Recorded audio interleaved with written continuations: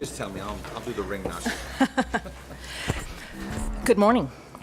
Good morning. Today is Friday, August the 17th. The time is just a few minutes after 10 o'clock, and we will call this meeting of the Texas Appraiser Licensing and Certification Board to order. Our first order of business is the pledges of allegiance, and I have asked my my vice chair, Martha Gale Reed Lynch, I sometimes call her by other names, to lead the pledges. I pledge allegiance to the flag of the United States of America and to the republic for which it stands, one nation under God, indivisible, with liberty and justice for all. Honor the Texas flag. I pledge allegiance to thee, Texas, one state under God, one and indivisible.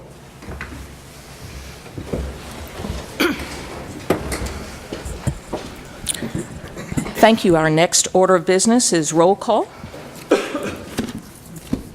David Woodfield. Present. Martha Gale Reed Lynch. Present. Lester Renfro. Present. Mike Black. Present. Chance Bolton. Present. Jim Jeffries. Present. Tony Payne. Present. Alex Solstray. Present. Melissa Mooney. Present.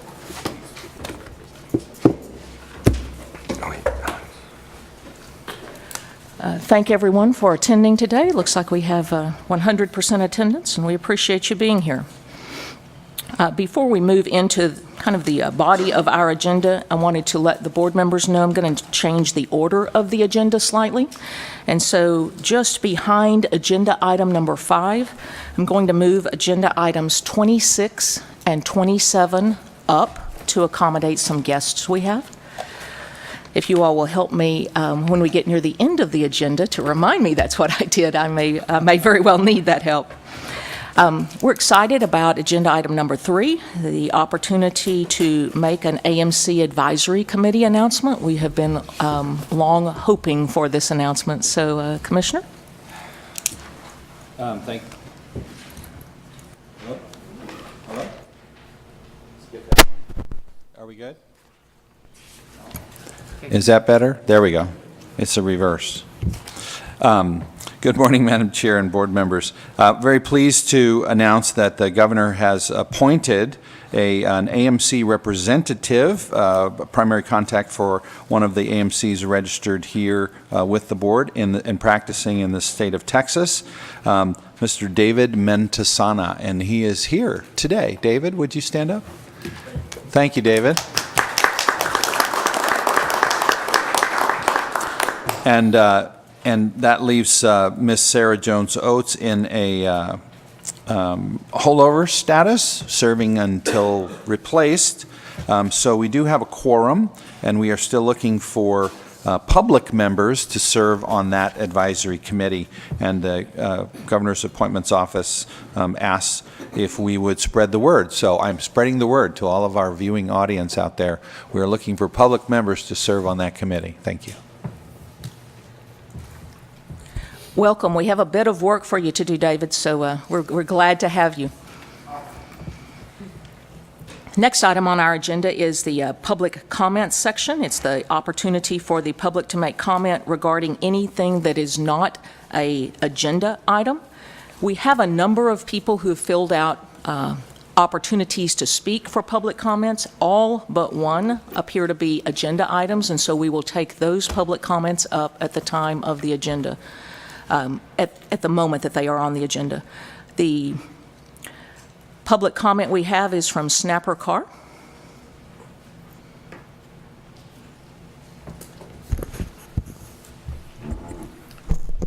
Madam Chair, members of the board, my name is Snapper Carr. I'm an attorney and government consultant that has practiced in state government in Texas for over 25 years. I recently was asked to take a look at the licensure process, particularly for the licensure process that this commercial real estate appraisal industry utilizes with their trainee system. To be honest, what we found was a little bit staggering. The process what we will note, and I will note that I think you make reference to this in your enforcement memo on page 89 of your board packet as I was reviewing it too, that there is some comments. I'll direct your attention to that if you want to make sure it's on page 89. It's the last paragraph of that memo. It says, based on anecdotal comments received from licensed applicants and holders, the committee would like to discuss the current processing time for applications and audit experience audits. I would note that the process that's in place right now has put in jeopardy, needlessly, a great number of jobs and livelihoods, whereby they have a lot of satisfied clients over a long period of time. In talking with multiple people, including those that I do not represent, this seems to be a very widely held belief. One of the problems is that we have a sole investigator, and I know y'all have gone about trying to implement to hire a new position for that. But given the literally trillions of dollars in commercial value in this state at play, the state of Texas needs to do better in that regard. And unfortunately, the situation that we have now is untenable. And I hate to, my first time before this board, to be someone that's raising a red flag, but based on my experience and the jeopardy that the livelihoods of a number of good Texan small business owners are facing right now, I believe that this is the best course of action, and I would urge this board to take immediate and swift action to look at those processes and to reach out to some of the commercial appraisers around the state and talk to them about their experience as board members, because I think you will be surprised with what you hear. I would also note that the individuals that I work with and represent believe that it is an express conflict of interest for a state regulator investigator to be allowed by this board to maintain outside private work in that industry. That allows for the perception of a conflict to be there, whether one exists or not. It raises the question of if compensation from applicant holders or licensees has exchanged with investigators through maybe no fault of either party. But I can assure you I primarily work in front of the Public Utility Commission, and none of their staff investigators would be allowed to receive compensation in any form from outside regulatory investigators. With that, thank you, and I hope that you please address these very serious matters that the industry has raised. We appreciate your time and your comments today. I hope that you'll have an opportunity to stick around for the rest of our meeting. I think you will see us actually questioning and addressing those concerns. I think we share them with you, but thank you for your comments.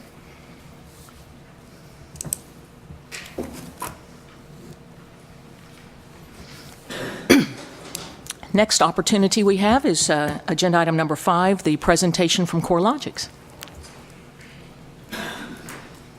Good morning, Madam Chair. If you could put my charts up. Good morning, members of the group. It's a little bit awkward to be sort of in the front of the board and have an audience behind me, so I'll do the best that I can. I'm very, very pleased to be here to represent CoreLogic, to talk about something that's incredibly important, I think, to both us as a company as well as the industry. I've only been in the valuations business about 2 years. I actually came out of the payments business, having been with American Express and MasterCard. But what struck me in joining the valuation industry is the pivotal and critical role that the appraiser plays, not only in ensuring the fair valuation of a property for a single transaction, but actually the role that the appraiser plays in the entire ecosystem, which the United States is quite unique, as you might know, in the world to have an ecosystem the way we have GSEs that support the process of supporting mortgages. That is really core to the fundamental American dream of people owning a home. But the appraiser is right in the middle of that. So as a CoreLogic, as we think through valuations, one of the things that we're very, very vested in is the insurance that appraisers are well trained and that we have a viable audience of appraisers that can continue that tradition for this country. Next chart. So that's a lot to say to start out a conversation. But one of the things that we have decided to do as CoreLogic is to actually begin a trainee program for appraisers. And we wanted to re-envision how you might do training for an appraisal population. And I know many of you probably had varied experiences in how you were trained. So what we tried to do is we talked with our appraisers and took the best of the experiences that they had as they were being trained. Another thing we found out as we talked with people is that there were many potential trainees that could not find sponsors. And as a result of that, it was very difficult for them to enter the profession because they really couldn't find someone that they could mentor with and learn the profession and learn how to do evaluations appropriately. So that combination of things really led us to investing in, and it's not an insignificant investment, in a completely funded program which pays a trainee appraiser and pays a mentor appraiser to bring new trainees into the profession. Now, there's certainly different points of view around whether or not the profession is aging or whether or not there's an adequate number of appraisers, and certainly I've heard those thoughts coming from various folks. But one of the things that I think we see just in our own appraiser force, which is about 600 appraisers, is that we do have a relatively mature appraiser force. And so bringing some, early entry talent into that force, we think will be really, really good. Not only for those individuals that'll have an opportunity to be an appraiser, but also for the individuals that are going to mentor them. And we have just started this program. I can't tell you that we have actually seen that, but we're very excited about it. We've heard from the appraisers that are on our staff that are going to be doing the mentoring how excited they are to have a trainee to help them do the appraisers. The other thing that we're trying to avoid is we have in what we call the Cal states, and I think that Cal states are expanding, Colorado, Oregon, Washington, significant shortages in the appraisal population, which we in Texas don't have today. But we certainly don't want those shortages to go on, because what happens is that homeowners that are trying to buy a home and transact sometimes will wait 30 or 60 days to get an appraisal done. It puts a lot of pressure on the profession, it puts a lot of pressure on the homeowner, but I think what it also does is potentially leads to unintended consequences of finding ways to value properties that are not as stable and appropriate as the appraiser does today. So again, a reason to do a training program. We're really looking at this from end to end. So we're bringing the appraisers into Dallas in about, it'll be next week. They've been on staff for a couple of weeks. They're going to be taking their exams and finishing the required exams for them to begin the profession. When we actually recruited for appraisers, you might be surprised that we put in a relatively limited recruiting market a couple of ads and got over 120 applications from individuals that want to enter the field. So I had actually heard when I first joined the profession that people really weren't interested in becoming an appraiser, and I will tell you, based on our experience with the recruiting process, we got some extremely well-qualified individuals, some of which were through some of their licensing credentials, all of which are college graduates, one of which is a veteran, which we're very excited about, and we will continue as we recruit for our next program to also look for veterans of the armed forces, because we believe this is a great opportunity for veterans as well. But it's very, very end-to-end. Our first class will be in Dallas next week. They'll be in Dallas for 6 weeks. And the purpose of that, one of our main campuses is in Dallas. We've got several thousand people in Dallas. We want them to feel like they're a part of a bigger family. And so we'll bring them into Dallas for some training, for some exposure to the broader mortgage industry, which I think is important for them to understand, because some of them don't have the experience that you might have as a more of a mature appraiser, to understand how the ecosystem works in the United States, the relationship of the GSEs, and the entire mortgage ecosystem and market. So it's a very comprehensive program from that perspective. Next chart. So we'll have both field-based training as well as in-class training. Each of these appraiser trainees have been assigned a mentor who will work with them on their, as they are an apprentice to them, will work with them to help them understand the skills that they need in order to conduct appropriate evaluations.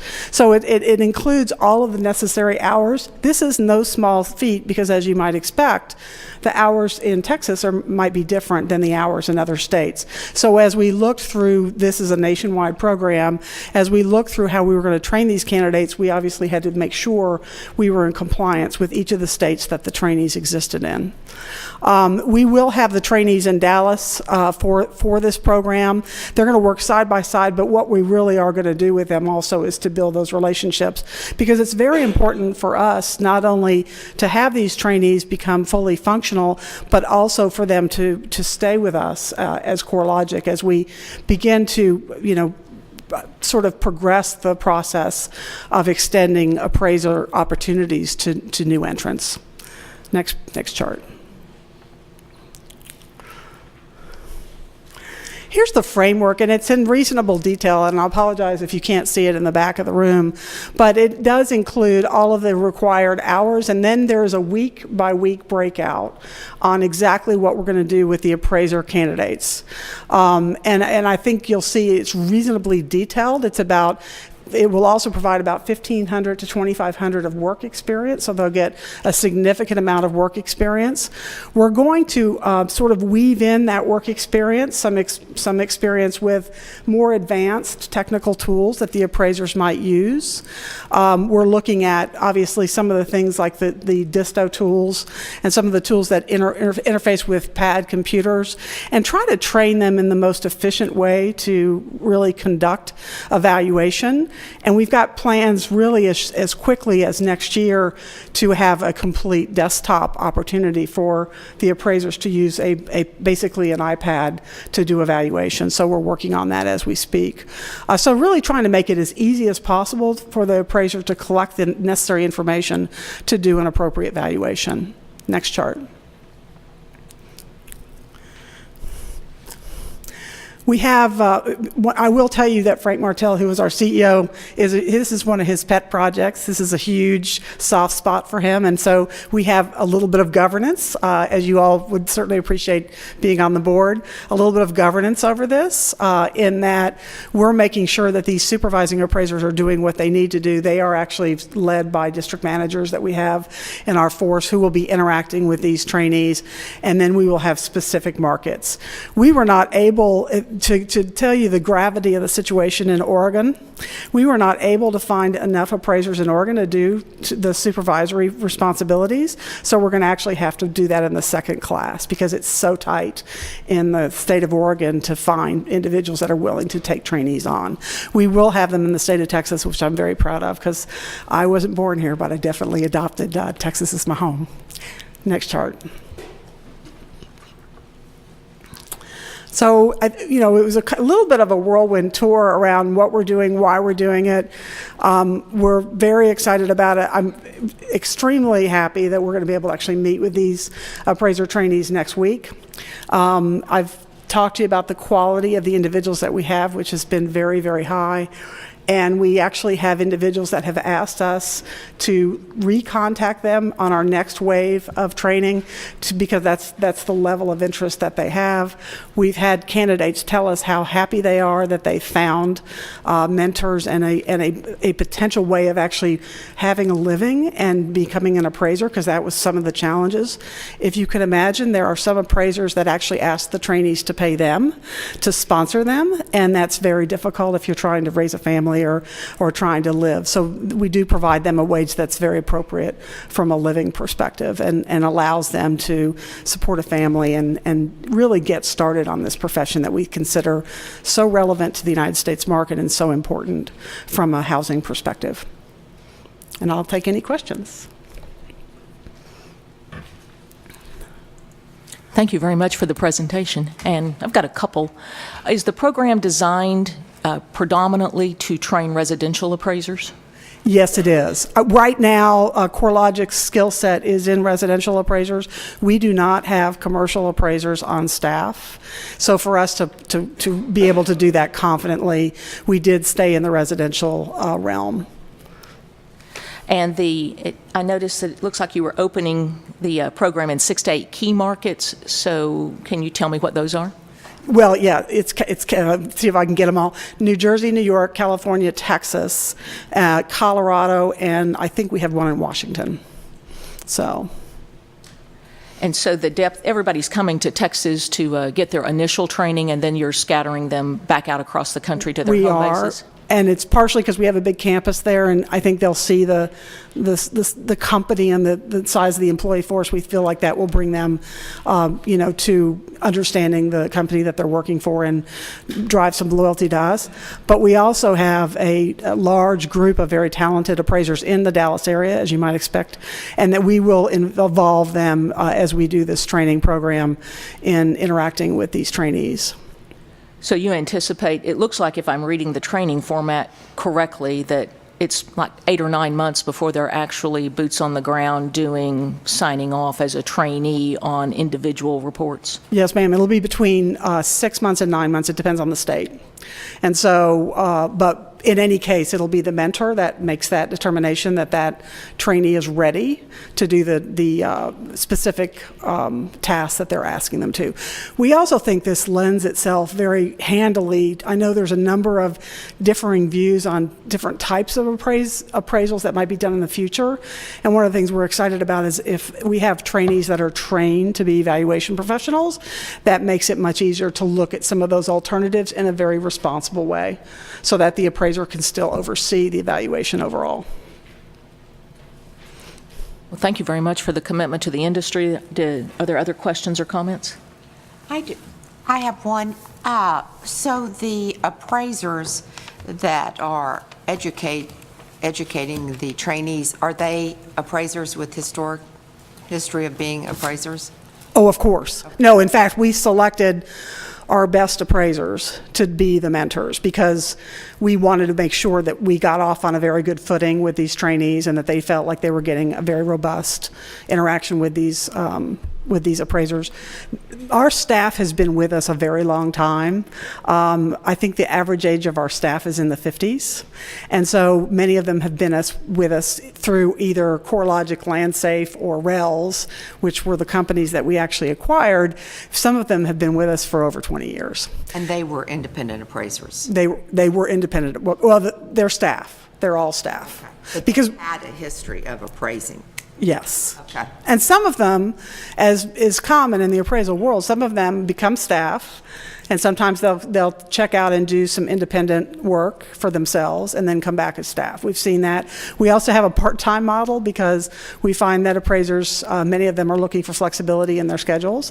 So we have that model as well. But the people that are actually doing the mentoring for the trainees are all full-time, tenured, competent staff professionals. And then the district managers, they wouldn't be district managers if they didn't have that experience, and they will also be engaging with these trainees.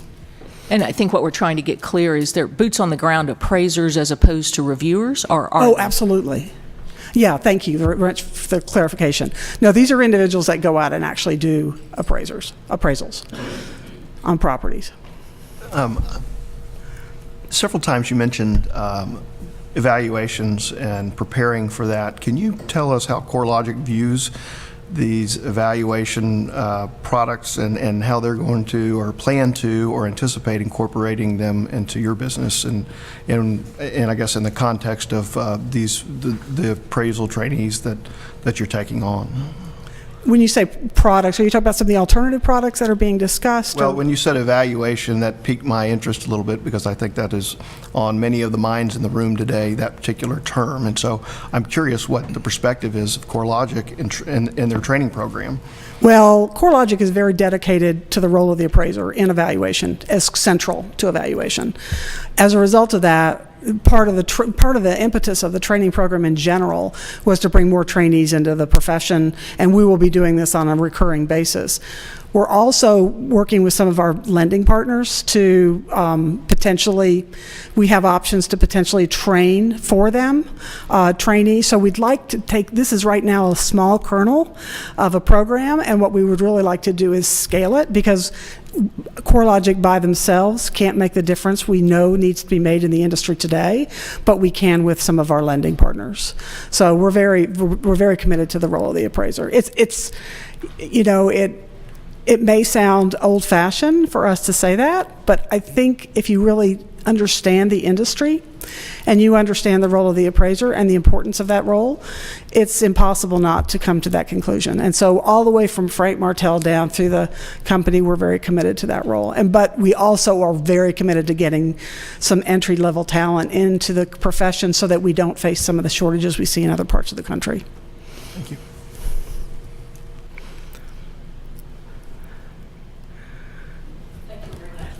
Thank you very much.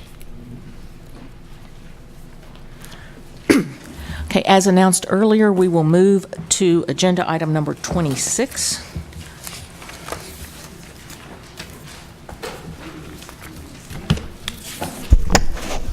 Good morning, Madam Chair, board members. Tony Slagle, Deputy Commissioner. The report on this agenda, on item 26, agenda item 26, focuses on the current call center operations and provides some feedback.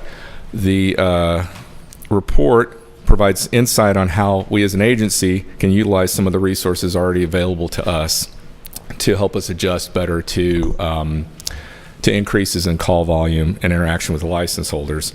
And it includes looking at reevaluating our metrics, staffing schemes, and technology.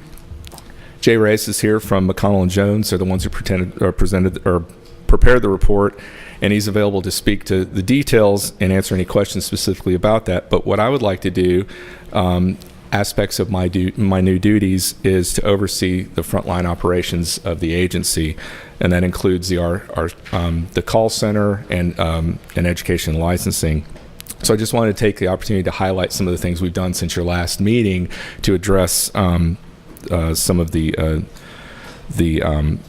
issues. So I've provided a handout, a timeline of things that we've done, but I just wanted to hit a couple of the highlights. In May, we added an opportunity for people calling the agency to, rather than stay on hold, to leave a message on another number, and then a staff member will call them back within 1 to 2 business days. That way they don't have to stay on hold. It provides them an opportunity to leave the message. And that was also the month we engaged McConnell & Jones to start looking at our call center to provide some insight for us. In June, we implemented the call routing system. In fact, that was implemented on June 15th. And what that does is it provides a list of queues based on the number you press, 1 through 5, that allows the caller to direct the call to someone who can answer their particular issue. You can see from the timeline I presented what those queue numbers are. I won't spend time repeating those, but I did want to say one of the added benefits of having that routing center system in place is we're also allows us to add additional staff members sooner, because you can train them specifically for some lower level issues and put them on the call center sooner, because you can direct the calls directly to them, and then the more experienced people can answer the more complex calls. So it allows us to staff up the call center sooner. And on the same day we implemented that system, we added 4 people to the call center as well. And then also in June is when we received the report back from McConnell & Jones. In July, we implemented some of the recommendations from a call center, specifically with regards to reporting, and that included adding calls handled by the RCS staff, the calls abandoned, and the percentage of calls abandoned. Those have been added to the report that's in your materials as well, and Christina Johnson will be presenting them as part of her staff report. And then finally, and at the end of this month, we're looking to add a courtesy callback feature. And what that means is if a caller's on hold, they have the opportunity to leave a message that will keep their place in line. I'm sure you guys have used that kind of system before. So they leave their message, and then they keep their place in line. So let's say they're caller number 10. When that place in line comes up, the system will automatically call them back and connect them with a live person in the agency. So that will be implemented by the end of the month. Again, as I mentioned, Jay Reyes is here to answer some specific questions about the report. I just wanted to say that I'm really excited about and appreciate this opportunity to help shepherd the agency in its efforts to continue to improve customer service. That is all I have for right now, and I'm happy to answer any questions about what I presented, if you have any.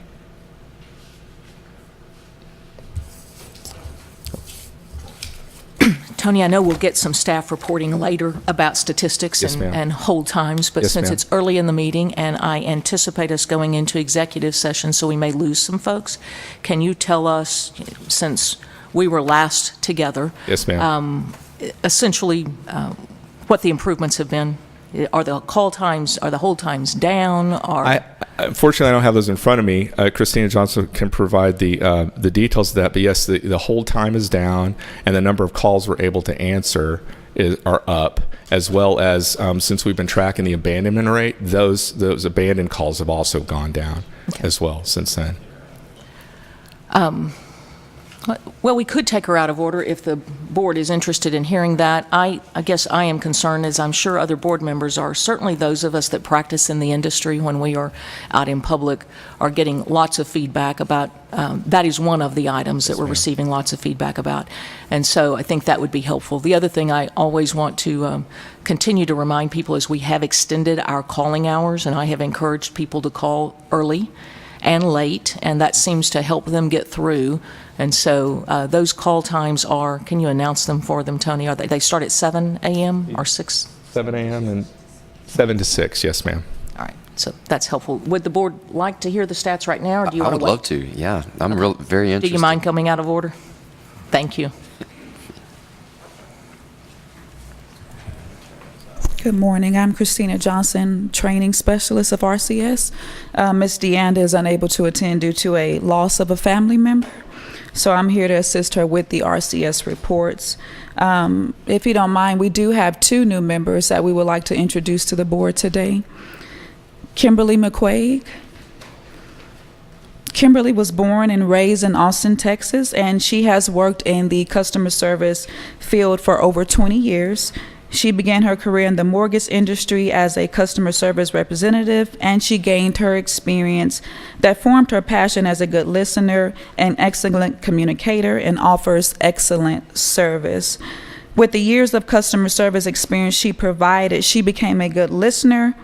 She looks forward to utilizing her experience and has the passion to provide excellent customer service and is thrilled to be a part of the agency. Please welcome Ms. McQuaig.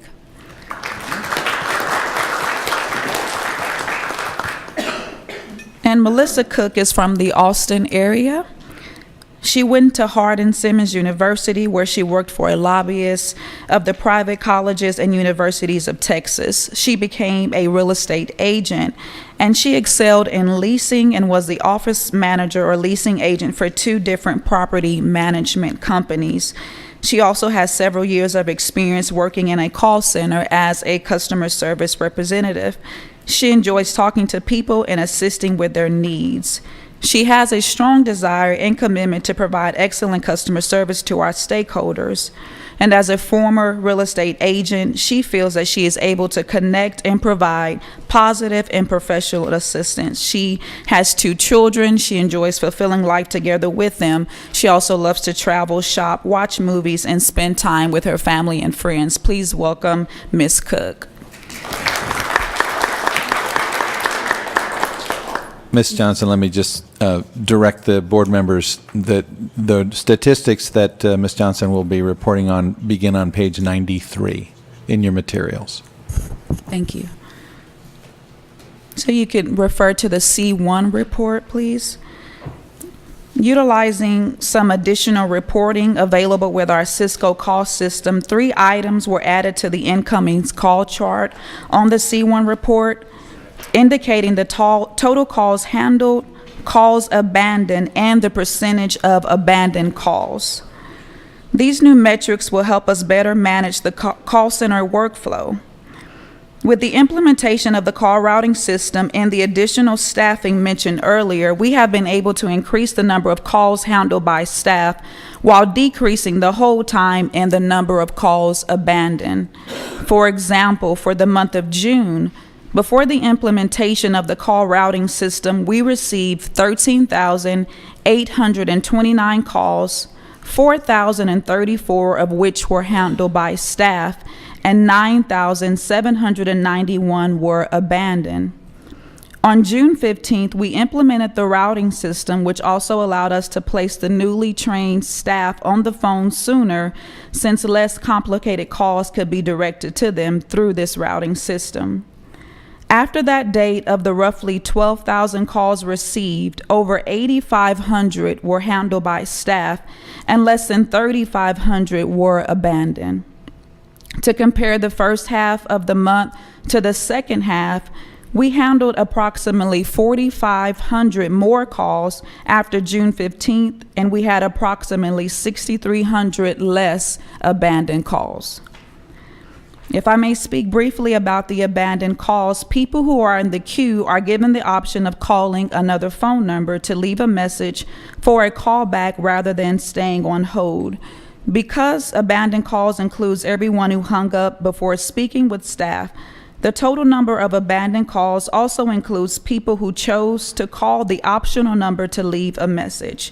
In the month of July, over 1,000 of the abandoned calls were calls in which the caller left a message and we were able to call them back. So far in August, we have done the same for roughly 400 callers. The next report is the Customer Service Survey C2 report. In the month of June, the top 3 categories with the most comments were in regards to customer service, processing of documents and applications, and the hold time.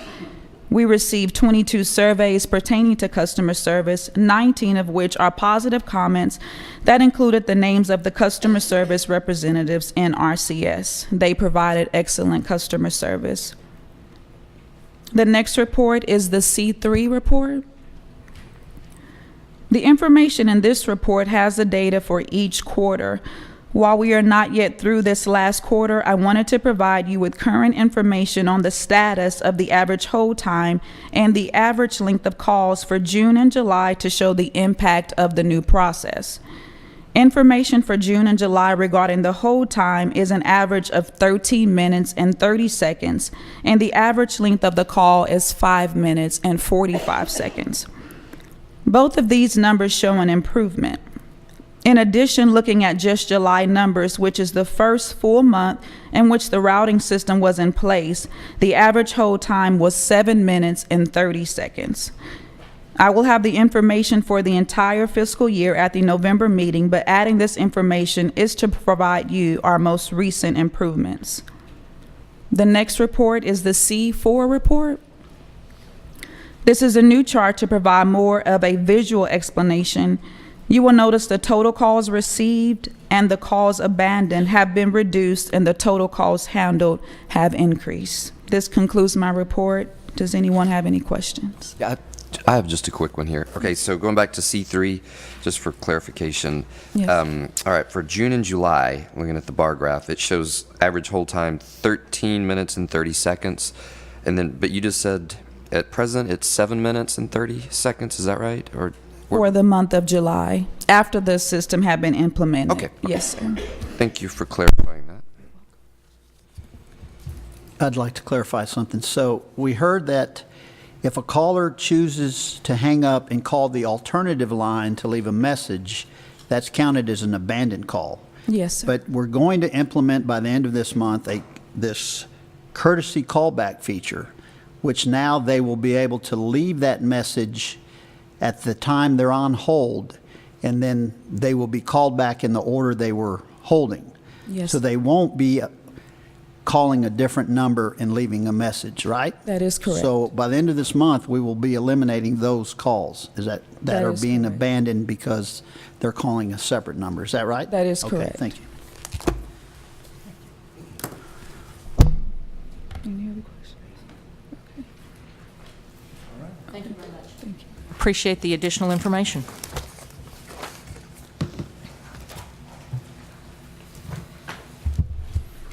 Good morning. Good morning. For the record, my name is JJ Reyes. I'm with McCall and Jones, and I'm here to present the call center operations diagnostic that was completed, and also talk and speak about the internal audit plan for 2019. So we'll start off with the call center operations and the independent diagnostic that was completed. This particular review came about working with the executive director and the agency's management staff to kind of determine what the opportunities were with the call center. And specifically, these were the scopes and objectives that were determined. One, to determine what data is being captured by the call center's current telephone system. Determine what standard reports are available for the call center's current telephone system. Identify data to capture or process to be put in place that can assist the agency in identifying root causes for call center volumes. Provide suggestions on how this information should be provided to the TREC leadership, board commissioners, in a more contextual and informative manner that is currently being provided to the board with reports, which currently is, in the past was strictly volume and wait times. Identify potential short-term and temporary solutions that should be put into place to provide better customer service, and identify long-term considerations that the agency should consider improving call center operations. And with that, we came back with 15 different recommendations. Any specific questions related to the...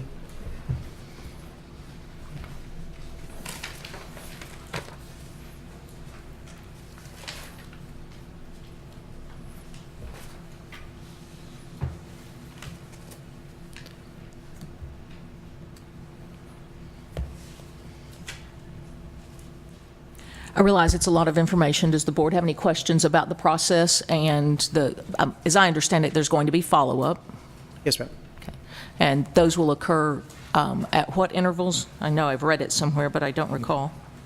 Well, we're currently working with the agency to determine what kind of consulting engagement that can be done to follow up with the work. This was a review looking at the overall scope. Now we need to go into the specifics of every area.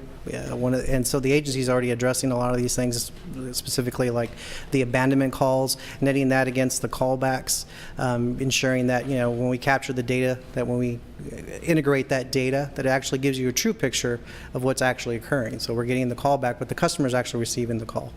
And so some of those things, and then also just basic operational approach that we need to address that was addressed within the report itself. Okay. And Tony, this question may be better addressed to you, but obviously we are a unique agency board because, of course, we're blended with TREC, and obviously the TREC call volume is significantly higher than ours, but at what level will this board be able to speak to the efficiencies as it relates to the appraiser side? I guess I don't understand the question about what level. So, for instance, even on the McConnell-Jones letter of, I guess, that's being sent to the governor and the Legislative Budget Board, the commissioner for TREC is listed as a contact. And so I'm just curious, at this board level, in the past, we've asked, is there a way to separate our calls from TREC's early on, because we do have such a lesser volume? Yes, ma'am. Can we at least take care of those customers more quickly? And of course, that is our focus. And so Yes, ma'am. I'm just curious, is there going to be an active committee that's participating in the development of efficiencies as it relates to the TALCB side, or will that exclusively be done on the TREC side and we gain the benefit of the trickle-down theory, if you will? Well, obviously, any input from board members is always welcome. But as of right now, we're still early on the stages, but I would imagine it would be inclusive of all of that, including, I don't know what the outcome would be, but including looking at ways to focus those calls for the board if there was any way possible to do that. So to answer a question that you had previously about updates, the plan, at least to provide updates to the board, I will be doing that as part of the staff reports every quarter to give you the board an update as to where we're progressing on this particular issue. So that'll be going forward. But as JJ mentioned, we're currently working on how to work with them to implement some of these other recommendations on here, while we've taken some of the low-hanging fruit, if you will, and done that in terms of reporting and looking at our metrics. But we're currently in the process of trying to implement some other low-hanging fruit, but then addressing with them some of the more complex issues. But again, any feedback is, so there's not to answer your question, there's not a committee currently set up. I'm happy to look at a way to allow the board members to provide concerns and issues and questions to me in a way that's efficient for you guys to do that. So. And I suppose that's all I'm asking at this point. I recognize that it's a work in progress, Yes, but ma'am. I don't want us for any of us to forget that we may have a different perspective. Yes, and so please ask, and so find a way for this board to have an opportunity to weigh in on some of those things I think would be helpful. And I bring that to your attention because, quite frankly, during my term of service, when I came on the board, of course, hold times was a significant concern. We overcame that concern and actually started doing really well, and obviously have found ourselves back there. And I understand why. The industry's changed quite a bit, and we have quite a large number of increases on the license holder side as it relates to the Real Estate Commission, and certainly some increased hold times for our board are a result of that, or our organization are a result of that. And so to the degree that we can help brainstorm is one of the things that we want to do. Yes, ma'am. I think you'll hear as a common theme, and I think you've been placed in a position to help solve this problem. So I want to be transparent with you. You know, we are concerned about customer service. We've heard that at a lot of levels, and increasingly we are hearing that on an individual board basis. When our phones begin to ring a few times a week with people having problems, then those are things we obviously need to get on. And so we want to be an active participant in helping you solve the problem to the degree that we can.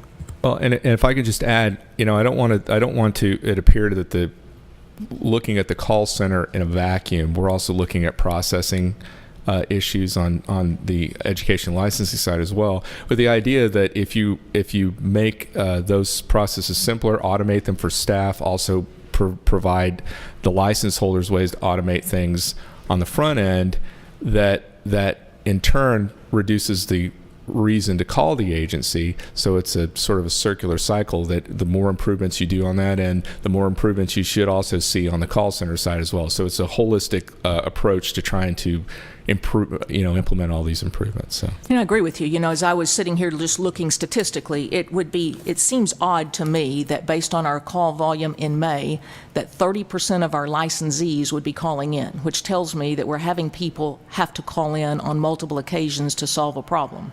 I can't imagine when you just take the total number of licenses against the total number of calls in a given month that 30% of our licensees are ringing your phone on a regular basis. I would imagine that number should be somewhere much smaller than that, maybe 5-10%. So that's one of the things that I want to try and resolve, which again helps the efficiencies all along. Yes, ma'am. All right. Thank you. Other questions or comments? Yes, just a comment, and I think it relates to just what you said. The number of calls that we're receiving certainly contributes to the percentage of the abandonment. I'm looking at the report that was prepared, and I see that year-to-date total percentage of abandoned calls was 59% and 57% in April, and I know that earlier in the report it was 34% for the previous month. But yet I see a footnote that the industry standard is 5 to 8. And so we have these 15 recommendations. Is that the target to get to the 5 to 8%?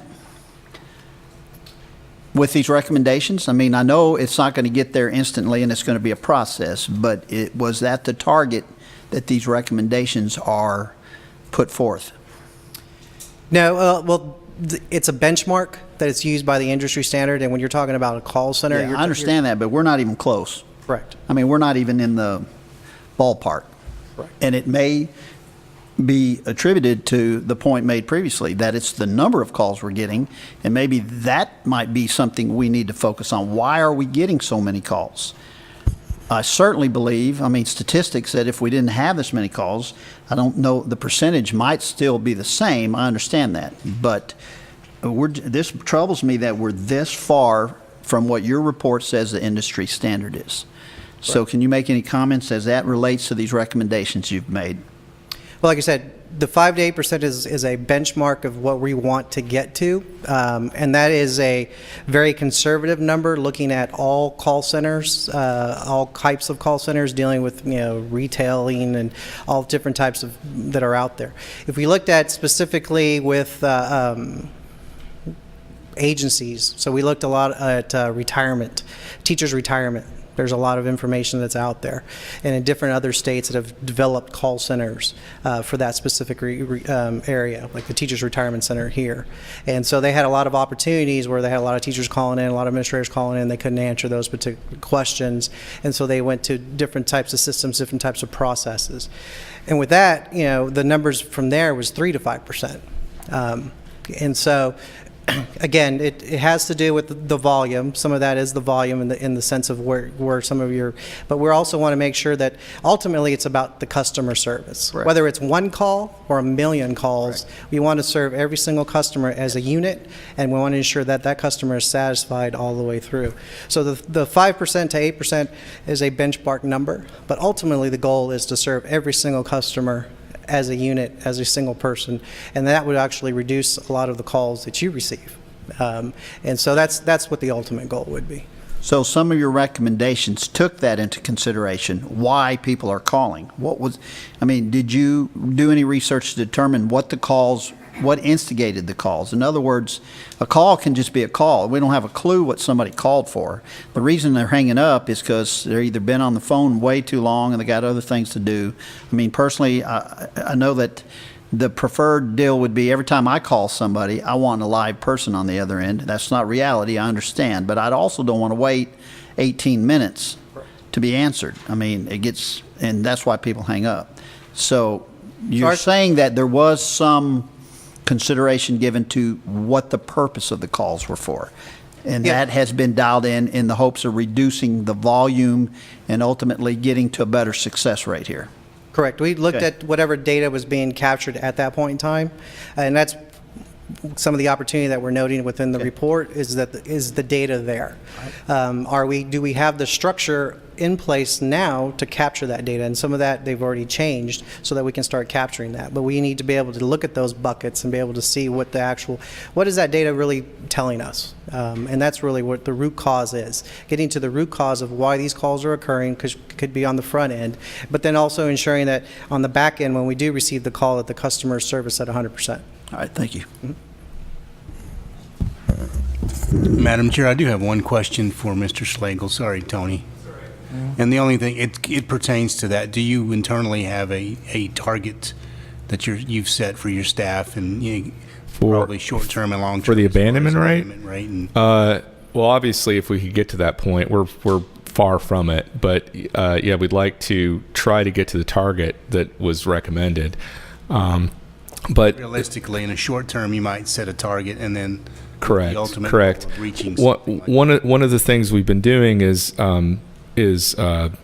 implementing some of these new reporting metrics so that we can actually capture that data in a meaningful way, so we can actually determine, we previously we weren't necessarily looking at the abandonment rate.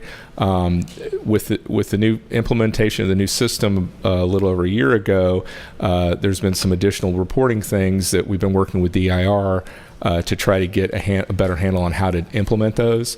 Some of them are things that other agencies or the system they haven't been doing in terms of implementation. Some of the things they are. So we've been having meetings with them about how to get a better handle on getting the reporting meaningful for us, so that we can start setting benchmarks that make sense and fit with what we're trying to do.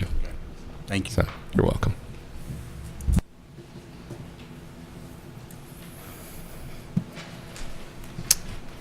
Thank you very much for the report. We look forward to working with you. We've got a lot of work to do. So the next discussion point is the 2019 annual audit plan for the agency. Currently, we are estimating to require 252 hours to not exceed the budget of $27,494. Our first audit that we are to begin in September of 2018 is a licensing review at 133 hours. Our second is the RCS licensure activities. The second was the Public Funds Investment Act, which is an actual compliance audit that we need to complete for the state. That will begin in November for 34 hours. The third will be the RCS licensure activities. This is a requested audit and it's ongoing. We will spend 38 hours on that. And then we have our next points were the follow-up on prior audit findings. 11 hours. Our update the risk assessment for the agency, which will begin in July of 2019 for 18 hours. Our annual audit plan that we submit for compliance. And the audit communications and ongoing communications of the internal audits of 8 hours. So that totals out to 252 hours. And Madam Chair, I just wanted to, this is an information report and the opportunity to ask any questions, but I just wanted to let you know that the commission at its meeting on Monday approved the plan, and we are directed the staff to exercise the option of extending McConnell Jones for another 2 years, their current service contract with us, with the agency. And so, Commissioner, the audit activity of, I guess, licensing and licensure activities, I'm assuming, include this board and TALCB's process for licensing and upgrades? Absolutely. Okay. So we can expect to see some kind of recommendations coming out by our November meeting?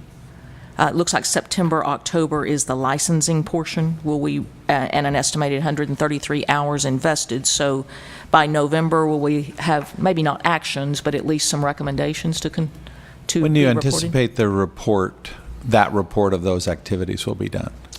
Well, the completion will be October, so. Okay, so we will have that Yeah. report before the November meeting. Yeah, for the November. Perfect. Other questions?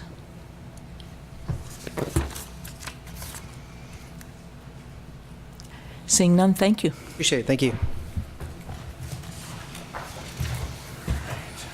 Okay, Board, lots of information coming at you hard and fast. The next items on our agenda are our consent agenda, and they are numbered items 6 and 7.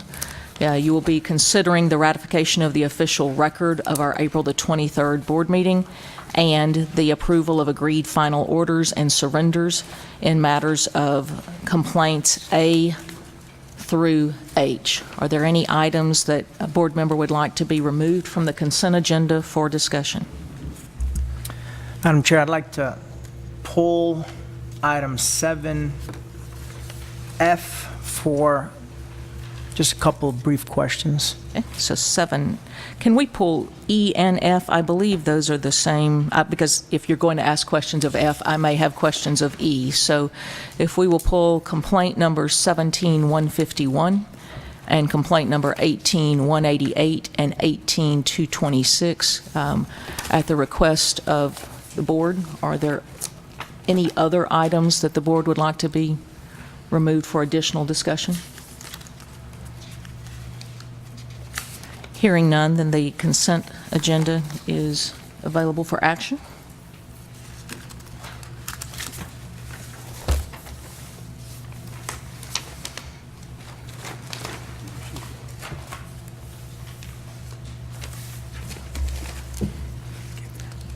I would simply need a motion excluding items number 7, E, and F if you approve. Madam Chair, Mr. Jeffries. I recommend that we approve the final agreed orders and surrenders in the matters listed under number 7, except for the items E and F. Second. Let me ask, Mr. Jeffries, is it your intent to approve the consent agenda with the exception of 7E and F? That is correct. Because it would add the ratification of the official board records as well. That would be fine. Okay, thank you. So we have a motion. Ms. Lynch, are you? Second. Thank you. We have a motion and a second. Any discussion? All those in favor? Aye. Anyone opposed? Motion passes unanimously. Troy, will you be the presenter for 7E and F, or at least the question? Madam Chair and board members, I'm definitely here to answer any questions, but I'm going to turn it over to Mark Lee since he actually handled those cases and probably knows them better than I do. No problem. Morning, Madam Chair and board members. How can I help you? Well, I'd had a question, just a clarification on 7F, Richard Alfred Hess. There's a statement in here that This is on page 2 of 7, page 62 at the top. It says, "The board agreed to extend the response deadline for both complaints until settlement negotiations were completed, followed by thus responded did not respond to either complaint." I just wanted a little more information. What settlement negotiations are you referring to here? These two complaints, or these two licensees, are related. They work for the same entity. They both worked on the report that was at issue, and these cases were filed at SOA, and there was some discovery conducted. We were getting ready to do depositions, and the parties at that point sat down and thought, we're going to be spending a lot of time and money and disputing some more issues that had various interpretations depending, what the fact finder found and how the court perceived the case. So at that point, we again went into some negotiations. We had negotiations beforehand. We presented the agreed final orders, filed at SOA, and had some, like I said, discovery and then further discussions.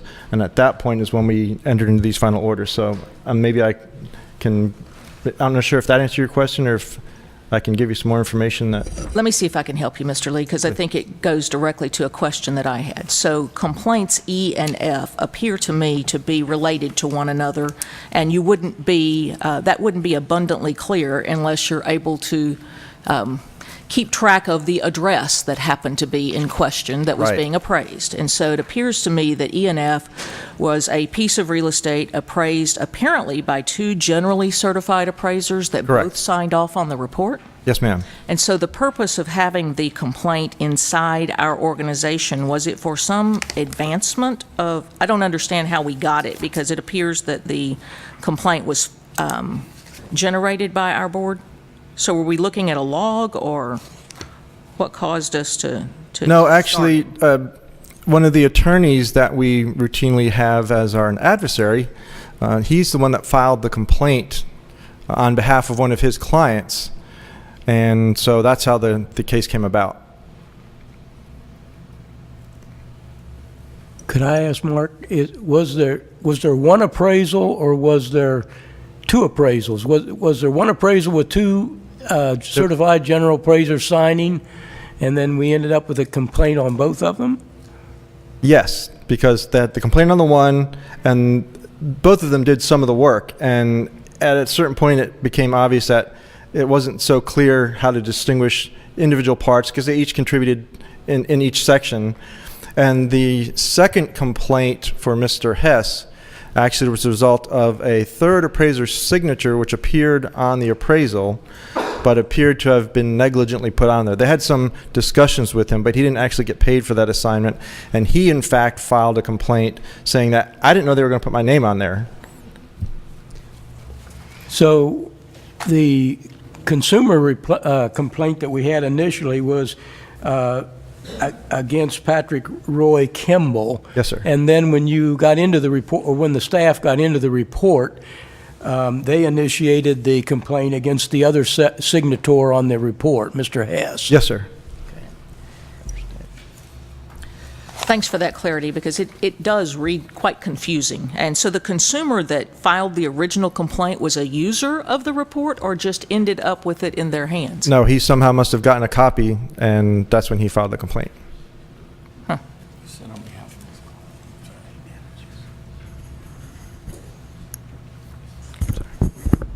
Yeah, no, I see that. And I would note 3 years after, the report was from, let's see. 14. April 11, 2014, and the complaint was filed on March 2nd, 2017. Yes, sir. And just for a little bit more background, this property had been appraised by these gentlemen in 2000, maybe before, but in 2008, 2010, 2012, 2014, and the 2014 was the subject of the complaint.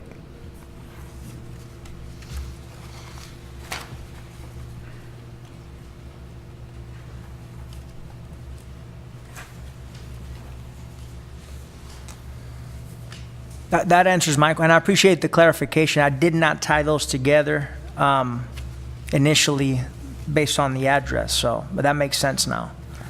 Well, thank you for asking the question, because it was marked on mine as confusing as to whether or not it was two different appraisal reports or two generally certified appraisers signing off on the same report. The latter, yes, ma'am. Yes, sir. These are agreed final orders. They have been negotiated with the complainant and our staff. What is the desired action of the board? Madam Chair, Mr. Jeffries? I would like to say in passing, this must have been an interesting backstory on these two complaints that I would have liked to have heard a little bit more about. But nevertheless, I recommend that we approve items 7E and 7F as presented for adoption. Madam Chair, I second. We have a motion by Mr. Jeffries, a second by Mr. Bolton. Any discussion? All in favor? Aye. Aye. Is there anyone opposed? The motion passes unanimously. We will move to agenda item number 8, which is an executive session. I do believe we will need executive session today, so the time is 11:06, and the board will go into executive session to obtain the advice of legal counsel or discuss pending or contemplated litigation, including settlement offers and enforcement actions pursuant to Texas Government Code 551.071. We anticipate returning to open session in approximately, I would say, 90 minutes. So you have an opportunity, if you're in our audience, to maybe grab something to eat, because I suspect that we will be into the afternoon finishing our agenda, and so I'd encourage you to take that opportunity.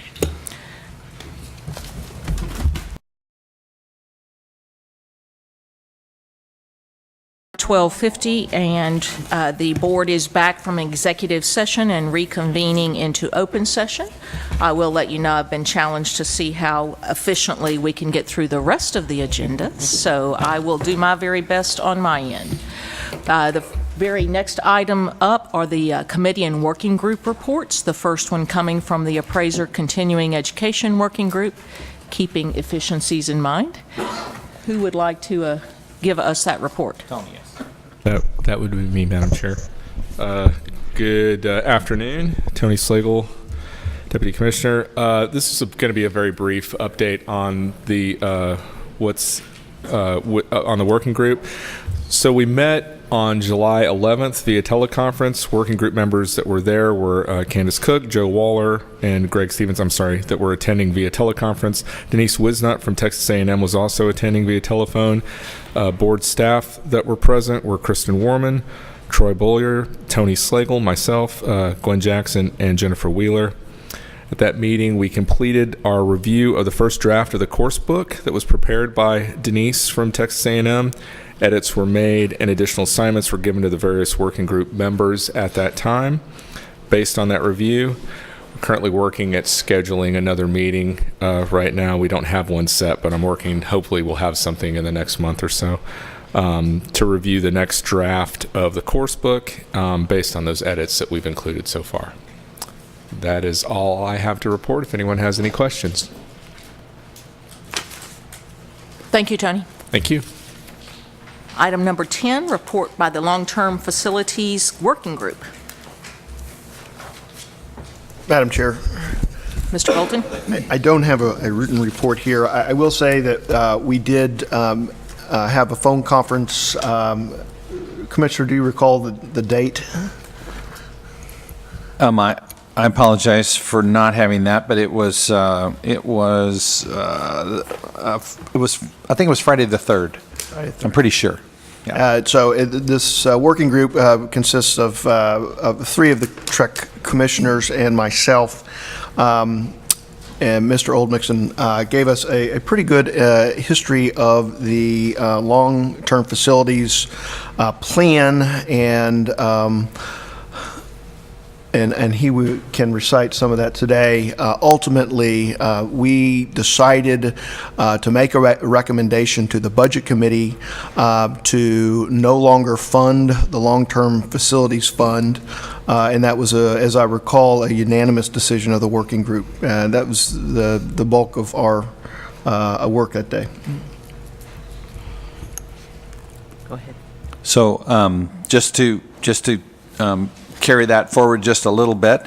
There was a positive recommendation from the working group to both budget committees, at the commission and the board, to cease making any additional dedications or deposits into the long-term facilities master plan reserve until we receive positive indications from leadership that the building would be, that the going forward on the building program would be received. In other words, that it would be approved by leadership. So it's contingent. And then the group did agree to meet again in very short order, so probably in September, to further evaluate the cost-benefit analysis. So there's been a significant, I sent out to all of the commissioners and the board members a 2-page report with, I think there were 10 attachments to it, which is the entire history of the project. I hope, I don't know if anyone had the time to look at that, but the long and the short of it is that we were well on our way to a plan that seemed to make a whole lot of sense from everyone's perspective when the ground shifted underneath us and the Facilities Commission, and advancement requires specific permission from the legislature. That's number one. And then secondly, the site that we were looking at building on is required to have a building twice the size that we need. So that makes it much more expensive, requires other parties to be involved, and all of those kinds of things. All of that is detailed in the report that I sent to you. But the long and the short of it for right now is the recommendation to the Budget Committee, and it'll be reflected in the budget. You'll see that they accepted that recommendation to not make any additional deposits, and then for this committee, this working group, to meet again to reconsider the cost-benefit analysis. And so I fully suspect after that meeting, there'll be a recommendation, certainly by your November meeting. I think it's fair to say. Questions? Thank you for the report. Agenda item number 11, Budget Committee. Mr. Black. Thank you, Madam Chair. Good afternoon to everyone. It's great to be here in the great city of Austin, Texas. So I'll try to be fairly brief here. So the budget went out to all the board, I believe a couple of weeks ago, had time to review it, et cetera. And I personally liked it quite a bit. There was a phone call between myself and Commissioner Oldmixon a week ago today. I believe it was Friday, August 10th. And which he went into detail about it, and makes a lot of sense to me. The Budget Committee officially met this morning at 8:30 up on the 4th floor to review and possibly approve the budget which is before you. Those in attendance were myself, Clayton Black, Douglas Oldmixon, Tony Pena, Melissa Huerta, and Aretha Trice. And then after discussion and very well put together presentation by Commissioner Oldmixon, we did vote to approve the budget that is in front of you now with a motion from Tony Pena and a second by myself, Clayton Black. So the budget will be further discussed by Mr. Oldmixon on agenda item number 22 for possible adoption by this board. So I want to say a big thank you to staff and all those involved in putting together this budget, specifically Mr. Oldmixon, Melissa Huerta, and Aretha Trice. Y'all have done a fantastic job, and maybe we should get y'all in Washington and help them with their budget. but no, I think y'all have done a fantastic job. I'm very impressed with it, and that's all I have at this time. Thank you. Are there questions of the Budget Committee or that report? Item number 12, the Education Committee. Mr. Jeffries. The Education Committee met on July 23rd of 2018 and again on July 27th, so we had quite a bit of fun this go-around. Members attending from the board was me, Jim Jeffries, Alex Sostra was on the board, or on the committee, and Joyce Yannusi. And we had For the July 23rd meeting, we had one other board member in attendance. That was Jamie Whitcliffe, our chair. We had a complete contingency of staff in attendance, including Kristen Warman and General Counsel, and Tony Slagle and Troy Ballou, Gwen Jackson, Jennifer Wheeler, Education Manager. We had quite a group that, since we had some really interesting things to consider, we had quite a group of public folks in attendance on our July 23rd member: Walt Sanderson, Joe Waller, Greg Stevens, Ruth Kelton with the Region 8 of the Institute, Appraisal Institute, Tracy Davis Rhea, Education Manager of the Appraisal Institute, I assume she's out of Chicago, and Rachel Gandy with the Sunset Commission. So we had quite an attendance. First thing we did was we had an update on the Appraisal Continuing Education Course Working Group on the development of a continuing education course for Texas appraisers, and that's in context of being specific of Texas rules and Texas law. The committee also resumed its consideration of the development of new rules for approval of appraiser continuing education providers and courses, and possible amendments to 22 TAC 153.18 appraiser continuing education. And this is in the area of allowing the TALC board to actually approve courses for presentation and approve sponsors of courses for presentation here in Texas. We don't have that authority. We just got the authority, I guess, under the last legislative changes, but we're now trying to implement that change, which I think would be very positive for us to be able to do that.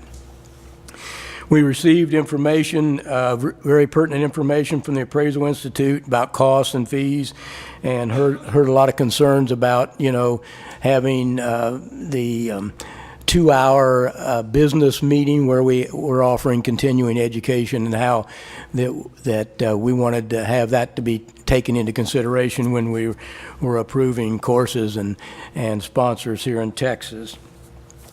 We asked the staff to go back and relook at some of the issues that were brought up for consideration, and they did that. And we had a follow-up meeting on July 27th. Again, we had 2 of our 3 committee members were there, Jim Jeffries, me, and Joyce Januzzi. And I think Alex got in the very tail end on it, if I remember correctly. So we appreciate that. We had, again, all the staff members that were in attendance, and we had a real good contingency of some of the same public members in for that second meeting. The committee resumed its consideration of the development of new rules for approval of appraisal continuing education providers and courses, and possible amendments to the previously mentioned statute. Committee considered changes to the proposed rules if requested of staff at its meeting on July 23rd, and received additional comments and feedbacks from stakeholders. The committee also discussed the timing of proposed changes and possible implementation starting in September 1st of 2019. So there's quite a long lead-in time, but necessary to get all the things in place. And here's the important end out of the whole thing, I guess. The committee recommended the board publish the proposed rules and amendments for public comment. And again, very importantly, the committee thanked all the staff and all the stakeholders for their hard work and input on the proposed changes. And I have to say that we had 2 really good working meetings, and I thought it was a Herculean task that we handled in a very professional and expedient manner. And as of today, we do not have our next meeting scheduled, but we'll certainly be in conjunction and before the November board meeting. And that's the report. Thank you very much. Thank you, Jim. Questions? We'll move then to the Enforcement Committee report. Mr. Bolton? Thank you, Madam Chair. The Enforcement Committee met on July 31st, 2018. We had a full complement of committee members with myself, Buster Renfro, and Tonya Pena in attendance. Staff in attendance consisted of Kristen Warman, General Counsel, Tony Slagle, Government Affairs, Troy Boyer, Director of Standards Enforcement, Mark Lee, Staff Attorney, Dion Frederick, Recording Secretary. Members of the public in attendance included Joe Waller was in attendance by phone at about 2 o'clock, so partially through our meeting. The committee considered a matter referred by the executive committee regarding mentor conflicts of interest in Mark Loftus, a board-appointed mentor. The committee reviewed the guidelines for mentorship and the qualifications of mentors established by the board. After reviewing the facts and the conduct of Mr. Loftus, the committee found that the mentor's activities created a conflict of interest in violation of the qualifications of mentors and the guidelines for mentorship, and recommends the board revoke its appointment of Mr. Loftus as a mentor. The committee also reviews the guidelines of mentorship and recommends the board adopt certain changes to the guidelines to be effective immediately. The committee also considered comments received on proposed TALCB Rule 155, Tac 3. After much discussion, the committee recommends the board withdraw the rule as published and propose the rule with changes based on the comments received. Should the board agree and republish the rule as recommended, the committee invites and encourages additional stakeholder comments. No comments were received on the proposed amendments to Chapter 153, and the committee recommends the board adopt those amendments as published. Based on anecdotal comments received from licensed applicants and holders, the committee would like to discuss current processing times for applications and experience audits and possible alternatives for improvement. So the committee requests staff to provide information and statistics regarding current processing times for applications and experience audits for consideration at the next committee meeting. The committee did not set a future meeting date.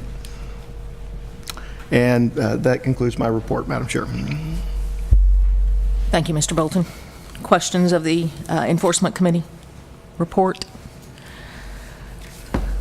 Agenda item number 14 is the report by the Executive Committee. The members of the Executive Committee are myself as Chair, the Vice Chair, Martha Gale Reed Lynch, and the Secretary, Mr. Renfro. We did meet on July the 24th, 2018 at 10 a.m. via teleconference. We were all present in that meeting. There were no other board members in attendance. The staff in attendance was the Commissioner, Mr. Oldmixon, our General Counsel, Kristen Warman, Tony Slagle with Government Affairs, and Troy Boyer with the Director of SES. There were other public members in attendance, Bill Baker with CoreLogic, Bill Owen with CoreLogic, Kay Herrick with the Sunset Commission. The committee considered proposed amendments to Chapter 159, Title 22, primarily because we had been unable to assemble an AMC committee because we were short a quorum until, I suppose, this week when we got the announcement of a new member. So the Executive Committee took up the proposed amendments for the AMC Advisory Committee and made some recommendations which we will deal with in agenda item number 20 today.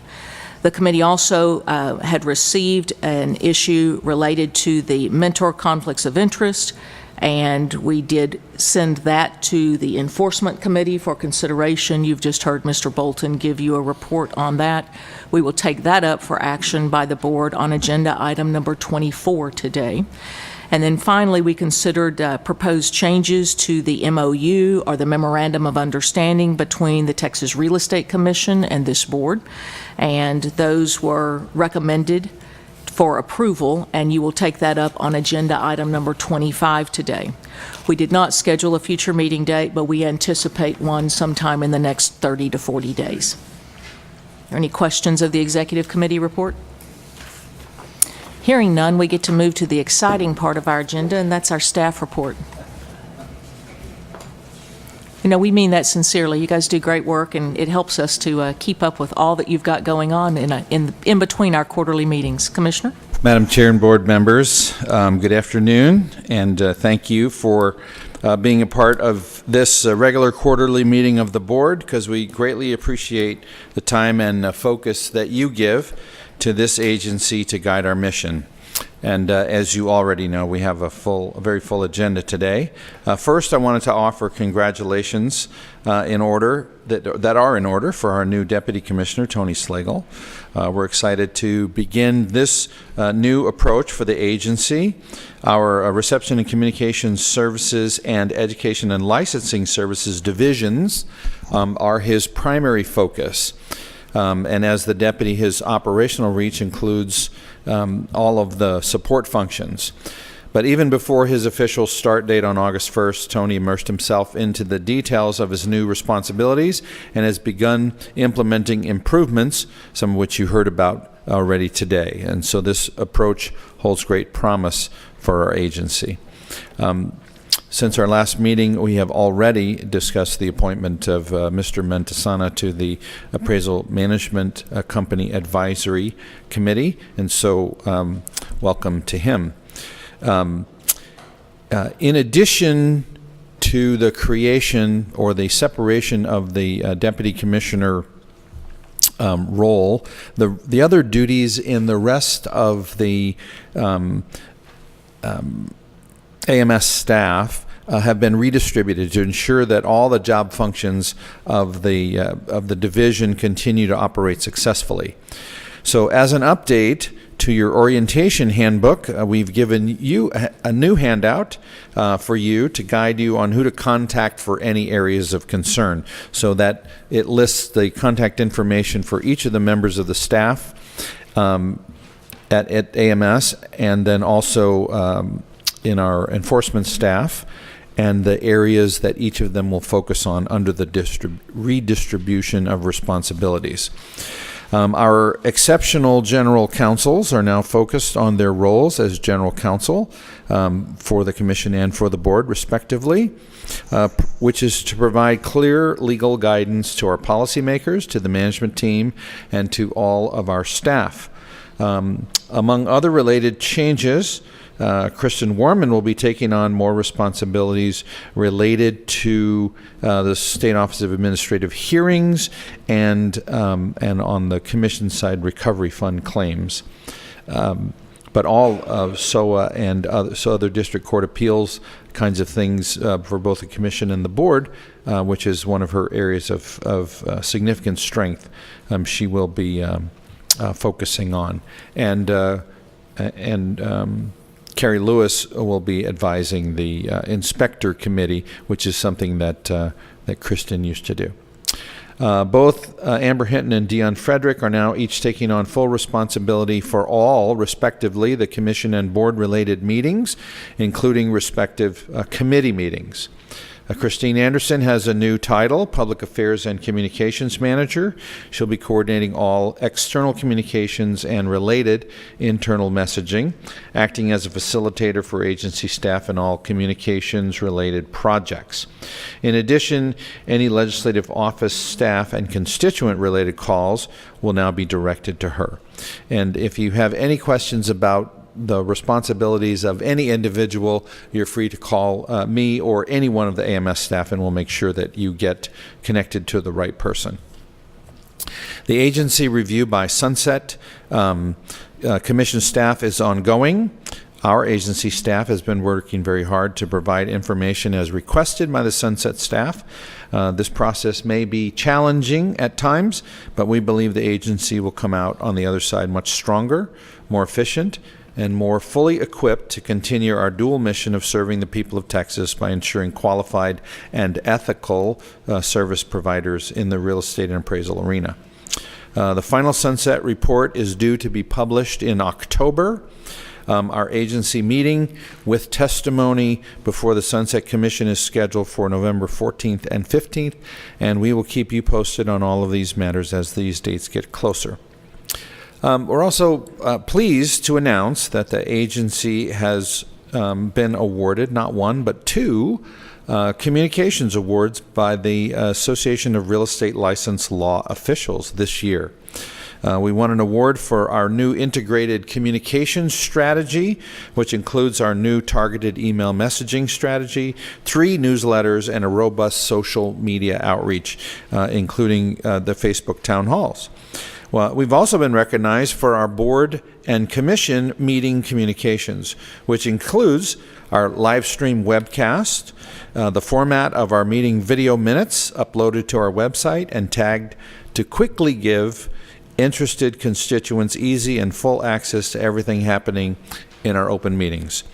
Both of these award topics are examples of the innovation that the agency tries to bring to all of our communications functions. And we'll be explaining these programs to other organization members at the next Arello National Meeting next month. And that we will follow in October with a meeting of the Appraiser regulatory officials, the Association of Appraiser Regulatory Officials in October in Washington, D.C. The advisory committee meetings of the board have been busy, and you heard all of their reports, and so we thank them for all of their hard work in developing sound recommendations for action by the full board. One of the most important things, of course, about August is that it is time to consider and adopt budgets for the next fiscal year. Our budgets also reflect our priorities in that we first take care of the team members, and then all of our technology tools, and then our routine operating expenses. Then we set aside an operating reserve of 3 to 4 months of anticipated expenses, and only then are any surplus funds considered for deposit into another reserve. These important related policies are always considered and embedded in our budget, which will be considered later in the agenda under item number 26. That is also connected to the Memorandum of Understanding between the Commission and the Board, which will be explained, the changes there will be explained in agenda item 25, but they'll also be reflected in the budget. So other agenda items today, of course, include rules for consideration for proposal and some for adoption under the quadrennial rule review process. And this review is almost completed for this cycle, and it is always fruitful. So unless you have if you have any questions for me, I'm happy to answer them. Otherwise, I will turn it over to the rest of the staff for their routine reports. Any questions? All right, thank you. Thank you.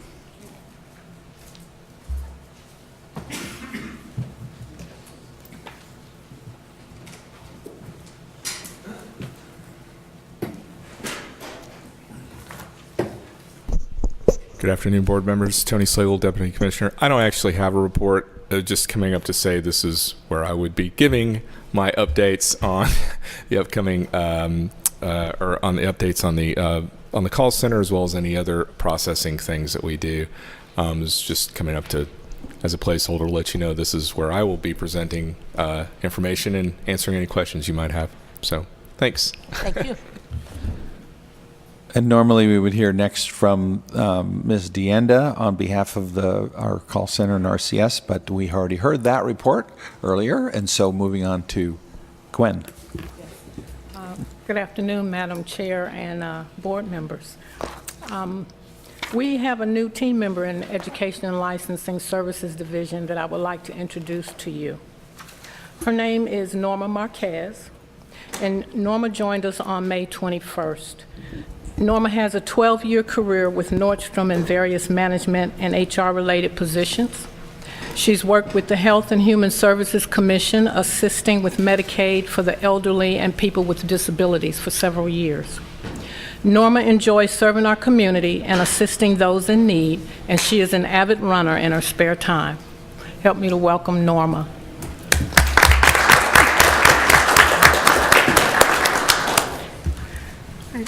The first of the 5 reports for the Education and Licensing Services Division provides the number of active appraiser certifications and licenses for each fiscal year from 2013 through June of this year. Current totals for each license type for the month of June are provided for you at the bottom of the report. Our totals have been fairly consistent over the last year, and at the end of June, we have 6,092 active certifications and licenses, 130 out-of-state temporary registrations, and 158 inactive appraisers. We continue to see an upward trend in our number of appraiser trainees, indicating that there is a continued desire to enter the appraiser industry by this method. The next report in your packet is for the appraisal management company registrations. And to summarize this report, we currently have a total of 171 AMCs. The AMC program was implemented in 2012, and 169 were registered that first year. Keep in mind that because the majority of the AMCs were registered in 2012 and are on two-year renewal periods, the renewal of AMC registrations are going to be higher during even-numbered years. So far, 79 AMCs have renewed their registrations this year, and we anticipate more to follow.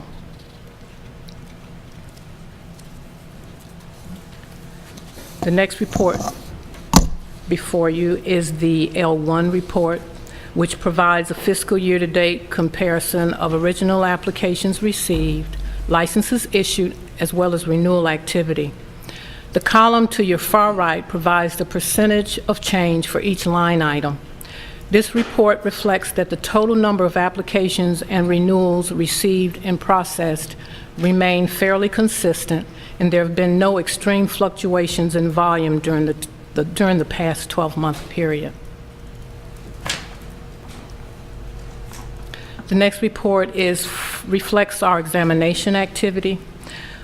The top half of this page is for the period September 2017 through June of 2018. An examination pass rate for each type of appraiser is provided. 200 examinations have been taken this year, and the pass rates for each appraiser license type are given. The overall pass rate for appraisers this fiscal year to date is 58.5%. Examination activity for the single month of June is located on the lower portion of this report. And then our final report is the examination activity year-to-date comparison, and this provides the pass rates for June of last year and June of this year, and these are provided for your review. This concludes my report. Are there any questions?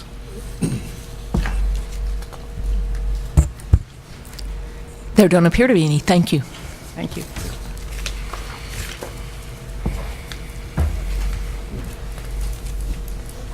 Good afternoon. Steve Spiropoulos, Director of the ITS Division.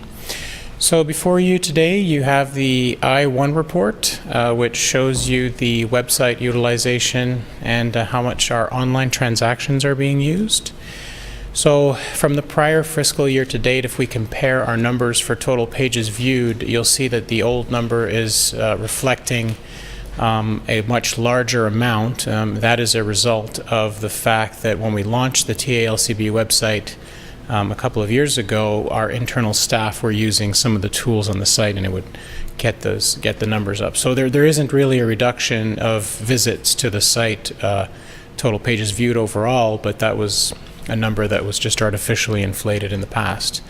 I will also point out that the first two numbers you see there, total monthly unique visits and pages viewed, we are going to be, in the next fiscal year, we are going to be changing the source of that information to use Google Analytics, which is a much more precise tool to track visits to our website. So those numbers are going to significantly change over the next period of time as it's reported. For our online transaction information, we are up in every category. Applications are up to 64% for the fiscal year to date compared to 54%, and our renewals at 92.2 versus 91.7, and the AMC panels are all using, our customers are all using the website to do their panel transactions. The next report is the I2 report. This is a graphical representation of that data over a one-year period. So if we look at the utilization of online applications, we're basically up and above 65% throughout the period, mostly staying very steady in the last 5 months. For renewals, when we look at that one, we're above 85% for the entire period and above 90% for the last quarter. And of course, our panel transactions are all online. Any questions about these reports? And do you have any other information that you'd like me to report on? I always like to leave that open for the board members if there's any other type of information that you'd like me to gather. Okay. Thank you. Thank you.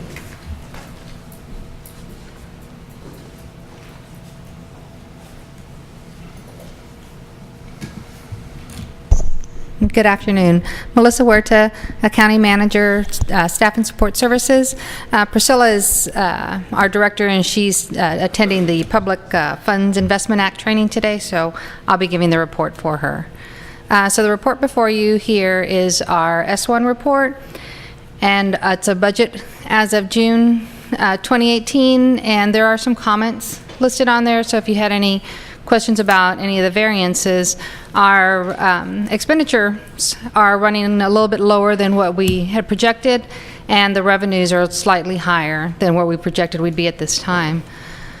Our next report is the S1A report, and this is our holdings report for our investments that we have. You can see we have 3 investments currently, and they mature at different dates. It's $922,537.02 is our current balance. We did have one item that matured on June the 15th, and it was reinvested, and the total amount reinvested was $374,000 on June 19th.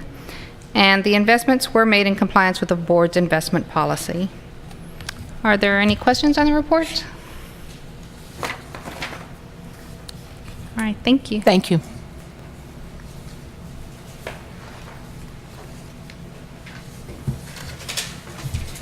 Good afternoon, Madam Chair, board members.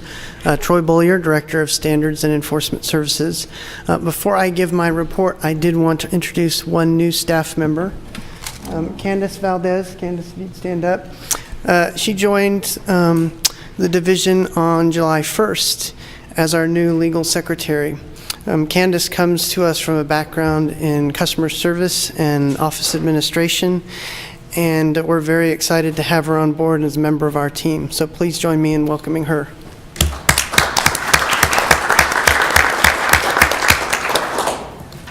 Looking to the reports, if you take a look at the E1 report for appraisers that's on the screen there, there is not a lot of change to report. The bottom left-hand corner, you can see we have 153 total matters open. To date, in terms of complaints received on the upper right-hand side of the page, we've got 120. What I do want to point out, though, as you can see, that historically complaints are down. If you look to the left-hand side and you see the fiscal year 2016 and 17 columns in gray, and you'll see that in 16 we had 193 matters. In 2017 that's down to 175, and at present, although we still have July and August data to complete, because this again is through June 30th, we're at 120 complaints, so that there does seem to be an ongoing trend of fewer complaint matters. Bringing your attention to the next report, the E1 report for appraisal management companies. This has been very static. There is really not any change to report. You can see in the bottom left hand that as of June 30th, we have 5 appraisal management company complaints open. 6 have been received so far this year, and a total of 7 have been closed. So there's not a lot of activity going on in this regard. The next slide, total open complaints. A couple things to point out here. I'm happy to report that our very oldest case a law enforcement request for assistance from 2009 we've gotten permission from them to close that, and we have done that. So now we're solely dealing with much more recent matters in 2017 and 18. And as you can see, the total number of cases over 1 year old as of June 30th, we only actually have 3. Those are all appraisal management company complaints, one of which has since been resolved, and the remaining 2 we're prioritizing to get resolved this summer, since, as you all know, at the next ASC audit in 2020, their jurisdiction will grow to include looking at our appraisal management company complaints. The next slide I wanted to discuss with you briefly is our complaint resolutions information for fiscal year 2018. Again, all of this is through June 30th of this year. And you can see, again, 194 total complaints resolved. That's the pie chart there on the left. And on the right-hand side, you can see the breakdown. It remains fairly consistent with historic data over the past several years that roughly 2/3 to 3/4 of our cases end up being dismissed, and roughly 1/4 to 1/3 of them have some kind of discipline, whether that's through the formal hearing process or by agreement, or in sometimes as a result of default, not responding to the complaint at all. You can see in the bottom right-hand side, our recidivism rate there is at 11.5%. And the historic numbers in terms of the percentage of total license holders that actually have any disciplinary history remains very, very low and consistent, roughly at around 0.4 or 0.5%. You can see going back several years. Next slide, give you a little bit different perspective. The same complaint information that you would see on the E1 report, but categorized in terms of different license types. And so you can see the graphical representation there with complaint volume decreasing, especially in the last several fiscal years. And then finally, the last report I'll briefly mention is a compilation of information related to complaints that have their origins from experience audits. And as you know from looking at this previously, that number has historically and continues to remain very low. So on the left-hand side, you have a breakdown in a bar chart of the last 3 fiscal years, showing the number of complaints that have opened stemming from an experience audit. So for 2018, you can see that there's 5. One that was from an applicant upgrading their out license, and 4 that were supervisory appraisers. And then on the right-hand side, you can see the pie chart that shows the total number of complaints originating from audits over a very lengthy period, basically the last from 2009 to the present. What I will point out that has changed and is a new piece of information for you is directly above that pie chart, we have added some figures in there so you can see the percentage of how many complaints are actually stemming from audits relative to the total number of complaints for that time period. So basically 61 out of a little over 2,100 complaints over that lengthy multi-year period, or about 3%, are actually coming from experience audits. So again, it's a very small percentage. And then at the bottom, there's some salient information. Probably most notably, as you can see, the first bullet point there, in terms of experience audits, very low percentage, 2.9% of all experience audits have had a complaint over the last 3 fiscal years, basically 12 out of 410. That concludes my report. I'm happy to answer any questions that you might have. Okay. Thank you. Thank you, Troy.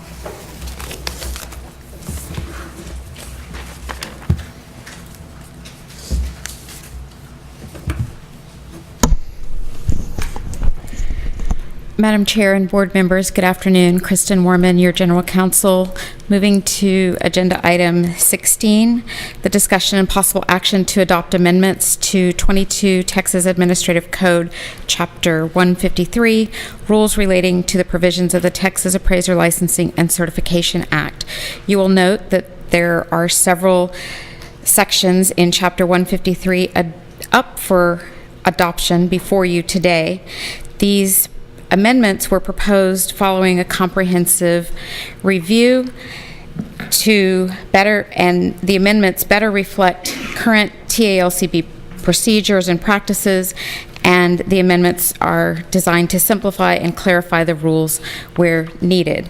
Specifically, amendments to sections 153.10, 153.15, 153.16, 153.21, and 153.22 implement changes to the education and experience requirements and the criteria for obtaining an appraiser license adopted by the Appraiser Qualifications Board, or the AQB, that were effective on May 1st, 2018. The amendments to Section 153.17 implement reporting changes to the National Registry for appraisers as required by the AQB and the Appraisal Subcommittee under Title 11 of the Financial Institutions Reform, Recovery, and Enforcement Act of 1989, or FREA, as amended by the Dodd-Frank Wall Street Reform and Consumer Protection Act, to accurately reflect the status of an appraiser's license when the appraiser requests an extension of time to complete required continuing education. In addition, amendments to sections 153.1, 153.8, 153.9, 153.11, 153.13, 153.18, 153.20, 153.24, 153.26 and 153.27 will clarify and simplify the rules to better reflect our current procedures. The Enforcement Committee has considered and recommends these amendments for adoption by the board. There were no comments that were received on the amendments as proposed, and staff recommends that the board adopt the amendments as published with an effective date of September 15th, 2018.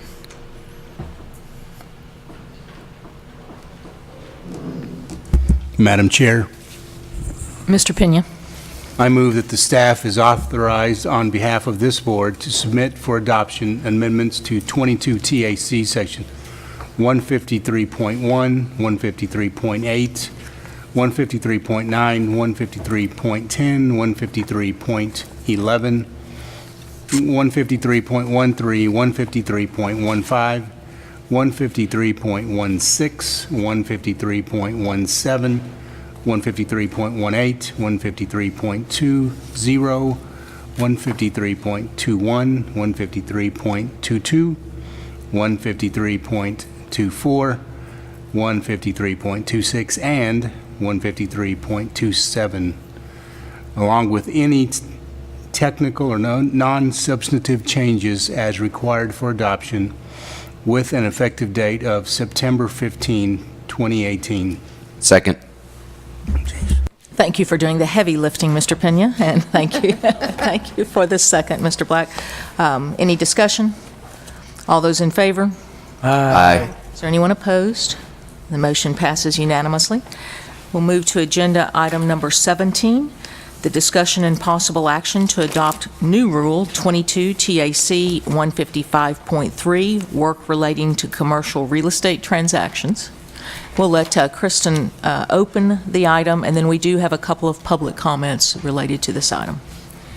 Madam Chair and board members, the amendments proposed in this rule implement changes in federal law raising the threshold under which an appraisal is not required in a commercial real estate transaction. Consistent with these changes in federal law, TALCB, if this rule is adopted, would specify the criteria under which persons licensed under the Texas Appraiser Licensing and Certification Act, Chapter 1103 of the Texas Occupations Code, may prepare evaluations in commercial real estate transactions with a transaction value of $500,000 or less without violating the standards of conduct required for licensure. The Enforcement Committee has considered the comments received and recommends that the board withdraw the rule as published and repropose the rule with changes based on the comments received. 5 comments were received on the rule as proposed, including one from a trade association. 4 commenters supported the amendments, and 2 of these commenters suggested additional language that would broaden the scope of the exemption to be created by the amendments. One of the comments was received after the Enforcement Committee met, so the committee did not have the benefit of reviewing this comment at their meeting.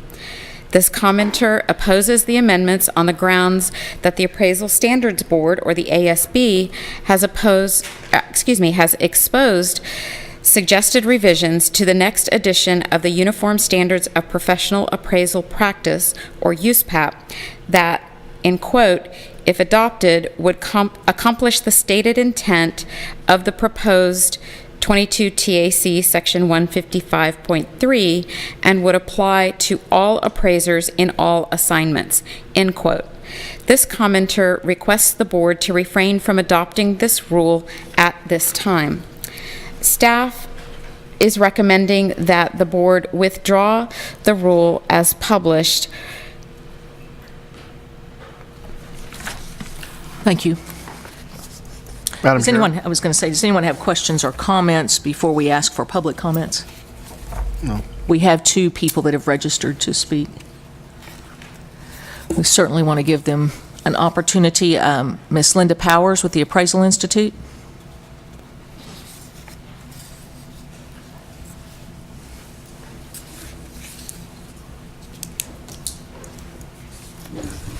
Madam Chair, members of the board, I'm here to speak in favor of going forward and adopting the new rule. The newly adopted de minimis affects the workloads of appraisers.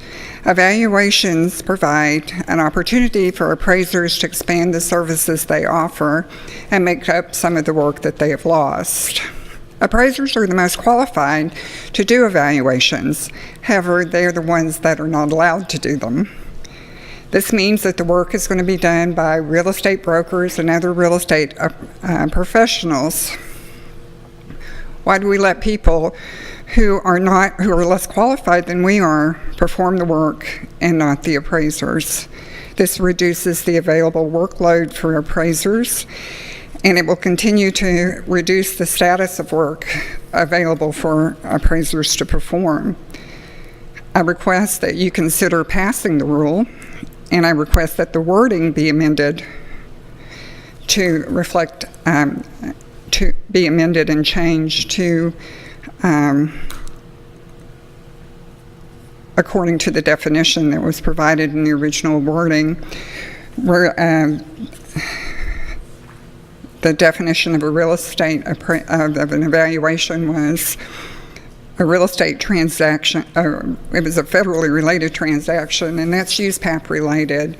So I asked that the wording be amended to call it a real estate transaction so that it doesn't get confused with work that has to comply with USPAP.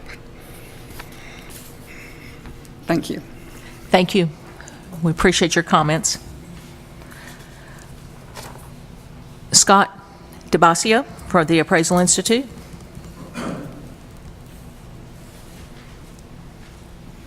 Good afternoon, Madam Chair, members of the board, Commissioner. Good to see everyone.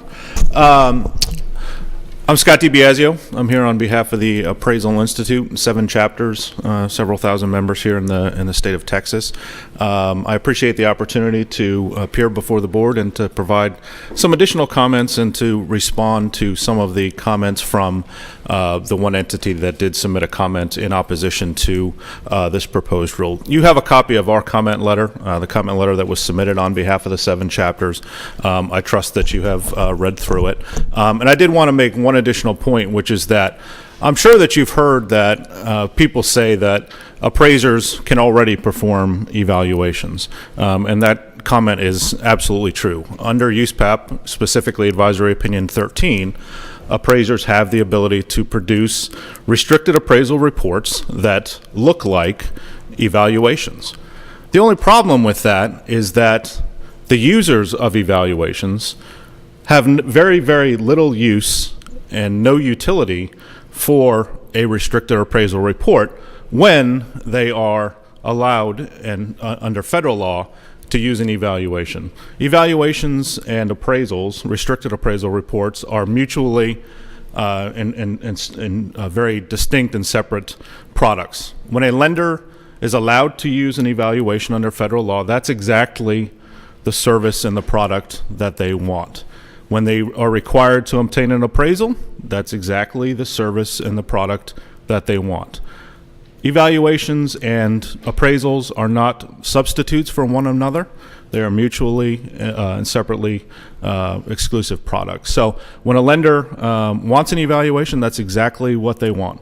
They don't want a restricted appraisal report. Their regulators have told them that they have very, very little use for restricted appraisal reports because of the limitations, the amount of information that's contained in a restricted appraisal report. The fact that it is called restricted has always been somewhat of an issue for federal bank regulators, and the fact that it is a restricted report, so there's some notion there that it does contain limited information, which it does. So when a lender is allowed to get an evaluation, that's exactly what they want. And that's a good segue into responding to some of the comments from the Appraisal Foundation on proposed Rule 155.3 regarding to commercial real estate transactions. And the Foundation suggests that this board should put this rule on hold pending the work of the Appraisal Standards Board and the exposure draft that they released a couple of months ago, which would go to a single reporting option within the Uniform Standards of Professional Appraisal Practice based upon a scope of work that drives the content and the development of an appraisal report. The only issue with that is exactly what I talked about a few minutes ago. Whatever the changes are to USPAP beginning in the next cycle regarding the development and reporting of an appraisal, and perhaps a single reporting option and a skinny appraisal possibility, none of that would apply, and that would not solve the issue related to appraisers providing evaluations. And the reason for that is, just as I explained, you're still having an appraisal. It's not an evaluation. It's not what the lenders want. They want an evaluation. They don't want it to be USPAP compliant, and in many cases they do want to obtain that service from the most competent and qualified person to be able to provide that service, who's a licensed or certified real estate appraiser. So I would urge you to adopt this rule. I understand that there are some possible changes to the wording. We had even suggested some to make it clear that we're not talking about federally related transactions here, because a federally related transaction requires an appraisal, and by their very nature, the transactions that are allowed for the use of an evaluation clearly don't require an appraiser, so they're not federally related transactions. So there's some clarification in the language that we think could be made. So at the best, we'd like for the board to adopt this rule with those proposed changes, but we also understand that there may be some additional changes that need to be made, and under the Administrative Procedures Act, the way to go about doing that may be to withdraw this rule at the current time with the intent of reproposing it at a later time as amended with the changes as suggested by the various commenters. What we would strongly urge the board not to do is to withdraw this rule entirely, because we just don't think that the changes that are going to be made by the Appraisal Standards Board, which are far, far from certain at this point, and quite honestly, I'm very skeptical that those changes are actually going to be made. But even if they are, those changes will not solve this problem and will not allow for appraisers to be able to provide evaluations for commercial real estate transactions as envisioned by this board. I appreciate the opportunity to be here with you this afternoon. and I would be more than happy to answer any questions that you may have. Thank you. Thanks for your time and your presentation. It was very thorough in terms of the kind of the history of what's gone on, and I appreciate that. Madam Chairman. Mr. Bolton, I'd love to hear from you now.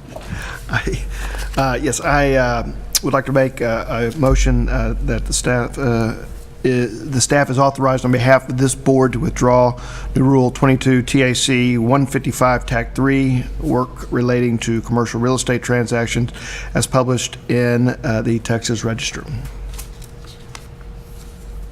Have a motion. Is there a second?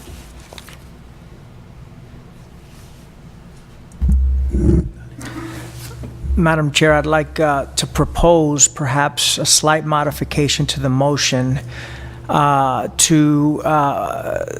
the Enforcement Committee to reconsider at some future date. Once kind of a lot of this stuff is hashed out, it's pretty apparent to me that it's not ripe for a proposal. And the consensus among the commenters is that while it appears to be a good thing, there may still need to be some work done, and I think that the best place for that would be with the Enforcement Committee. And so I would just slightly modify the motion for the Enforcement Committee to consider.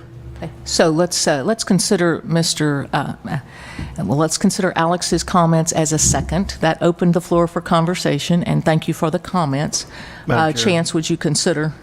We'd be happy to reconsider the motion. We actually had discussed that in our Enforcement Committee meeting to further explore and get additional information from some of the stakeholders so that we can evaluate it, maybe make some changes, and resubmit it for publishing. Okay. So for clarity, the motion is now to withdraw the rule as published and re-establish the rule for consideration at the Enforcement Committee level for recommendation back to the board. Is that the intended motion? That is our intended motion, yes. Okay. So now we have a motion and a second. The floor is still open for discussion, and I want to allow continued comment because I realize this has had a lot of public comment and development as well. So before we actually call for the vote, are there other board member comments? I would just like to say that we believe by doing this, we'll protect and serve our Texas licensed appraisers. And I think this is the best way we can do that. Okay. Other comments? Okay, hearing none, I think we have a clear motion. And Alex, are you okay with me actually making you be the second on the record? Yes. Okay, very good. So we have a motion and a second as amended. All those in favor? Aye. Is there anyone opposed? Motion. Aye. I'm sorry, Buster? Okay. I'm opposed to it also. Okay, thank you. So let me re-clarify. Those in favor, go ahead and raise your hand so that they can get names correctly. And the opposition is Mr. Renfro and Mr. Jeffries. Okay.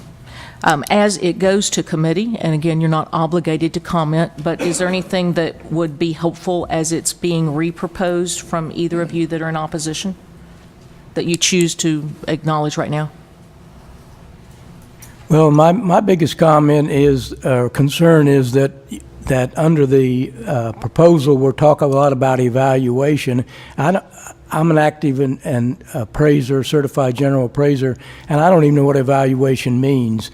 I don't know the context that it would, what rules or regulations we might operate under, and I'm of the opinion that we have sufficient guidelines under USPAP with our scope of work rule that we can do pretty much anything that we and the client agree to as long as it's ethical and not misleading. So I'm opposed to having the position reconsidered at all. Okay. Thank you for that input. I think that will help the committee as they move forward, and certainly we'll continue to take that up at a committee level, it appears, based on the weight. And Mr. Renfro, did you want to comment additionally? Yeah. Yes, I appreciate the comments that were made earlier. They're very well articulated, very informative. But I think that the biggest question, and I want to echo Mr. Board Member Jeffrey's comments. I think there's some confusion as to what constitutes an evaluation. And being a enforcement committee member, I think it might be very beneficial if we become, or somehow we become more familiar with what this product actually looks like and how it really differs from an appraisal. The comments made earlier that they are two totally different products, and I think that it would be beneficial for the board if somehow we were to be able to obtain what these particular evaluations actually look like. Kristen, can you take that lead as it relates from a staff level and probably gather some information as it's going back to the Enforcement Committee? Sounds like that will be helpful, especially since Mr. Renfro will be joining you there.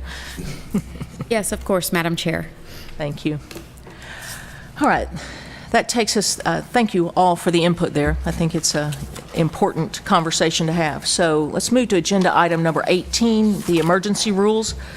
Discussion and possible action to renew the emergency rule amendments to 22 TAC Chapter 153, rules relating to the provisions of the Texas Appraiser Licensing and Certification Act. And I'll stop there as Kristen introduces each of them. She can summarize that. Madam Chair and board members, you may recall at your meeting on April 23rd that you adopted emergency amendments to the rules listed in this agenda item, so that these amendments would become effective on May 1st to coincide with the effective date to the changes in the AQB criteria.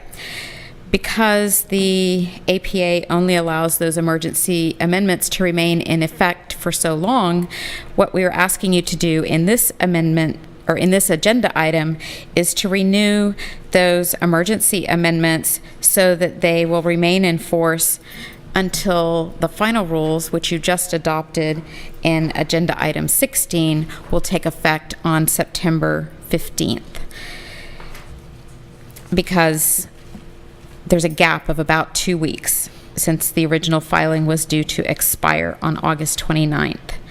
The related rules that that this applies to are 153.10, issuance of certification, license, or trainee approval, 153.15, experience required for licensing, 153.16, license reinstatement, 153.17, renewal or extension of license, 153.21, appraiser trainees and supervisory appraisers, and 153.22, voluntary appraiser trainee experience reviews.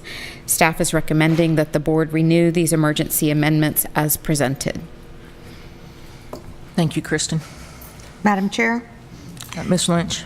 I move that the staff is authorized on behalf of this board to submit the renewal emergency amendments to 22 TAC Rules 153.10, 153.15, 153.16, 153.17, 153.21, and 153.22 as originally published in the Texas Register. Second. We have a motion by Ms. Lynch. I second the motion. All right, I think I've got 2 seconds. Joyce, did you defer second? to Joyce. No worries. So we'll give Joyce the second on that particular motion. Any discussion? All those in favor? Aye. Anyone opposed? Motion passes unanimously. Will take us to agenda item number 19, I believe. Discussion and possible action to propose new rules and amendments to 22 TAC Chapter 153, rules relating to provisions of the Texas Appraiser Licensing and Certification Act. Madam Chair and board members, this agenda item concerns Rules 153.5 fees, 153.18 appraiser continuing education, or ACE, 153.40 approval of continuing education providers and courses, and 153.41 ACE providers compliance and enforcement. The proposed amendments and new rules would create processes for TALCB to approve continuing education providers and courses for appraisers and to collect fees for these processes as authorized by the legislature in Texas Occupations Code sections 1103.153, 1103.156, and Chapter 1105 of the Texas Occupations Code. These proposed amendments and rules would allow the board to approve continuing education providers and courses without relying on other states or the Appraiser Qualifications Board to do so. The proposed amendments also clarify that continuing education providers need not provide a copy of the Uniform Standards of Professional Appraisal Practice, or USPAP, to students enrolled in a 7-hour USPAP update course, but must ensure that students have access to either an electronic or paper copy of the current version of USPAP for that course. The Education Committee has considered the proposed rules and the amendments and recommends that the board publish the proposed rules and amendments for public comment in the Register. Staff recommends that the board propose the new rules and amendments as presented. Madam Chair, I move that staff is authorized on behalf of this board to submit amendments to 22 TAC 153.5, 153.18, 153.40, and 153.41 as presented for publication and public comment to the Texas Register, along with any technical or non-substantive changes as required for proposal. Second, Madam Chair. Motion by Mr. Black, second by Mr. Bolton. Discussion? All those in favor? Aye. Anyone opposed? Motion passes unanimously. We'll move to agenda item number 20, discussion and possible action to propose amendments to 22 TAC Rule 159, rules relating to provisions of the Texas Appraisal Management Company Registration and Regulation Act. Madam Chair and board members, the rules at issue under this agenda item are 153.9, Appraisal Management Company Advisory Committee, 159.3, 159.105, denial of registration and or renewal of registration, 159.108, renewal, 159.155, periodic review of appraisals. The proposed amendments to Rule 159.3 align that rule with the Texas Occupations Code, Section 1103.159, clarify that a quorum of the AMC Advisory Committee is 3 members, and renew the AMC Advisory Committee through September 1, 2022 to coincide with the agency's next quadrennial rule review. The proposed amendments to Section 159.105 and 159.108 align these rules with other TALCB rules and processes for license or registration renewals. The proposed amendments to Section 159.155 reduce the percentage of required periodic reviews from 5 to 2% of reviews performed by an appraisal management company in a 12-month period. Conform the rule to changes to USPAP adopted by the Appraisal Standards Board, and align the required scope of work to perform a periodic review to the requirements for performing an appraisal review under USPAP. The Executive Committee has considered and recommends the Board publish the proposed amendments for public comment in the Texas Register, and staff also recommends proposing the amendments as presented. Madam Chair, Mr. Jeffries. move that staff is authorized on behalf of the board to submit amendments to 22 TAC 153.5, 153.18, 153.40, and 153.4. Excuse me, sorry. That's the motion. There's a typo. And this motion, I'm sorry, the rule numbers should be the rules listed at the top of the page. Yeah. Thank you. I will amend my motion. It's moved that staff is authorized on behalf of this board to submit amendments to 22 TAC 159.3, 159.105, 159.108, and 159.155 as presented for publication and public comment to the Texas Register, along with any technical or non-substantive changes as required for the proposal. Thank you, Kristen, for catching that. We have a motion. Is there a second? Second by Mr. Pena. Any discussion? All those in favor? Aye. Anyone opposed? Motion passes unanimously. We will move to agenda item number 21, discussion and possible action to close the review of 22 TAC Chapter 153 and 22 TAC Chapter 155. With the amendments adopted today, TALCB has completed the review of Chapter 153 and 155 as part of the comprehensive rule review process that the board is required by law to complete every 4 years. Staff recommends that the board approve the closing of the review as presented.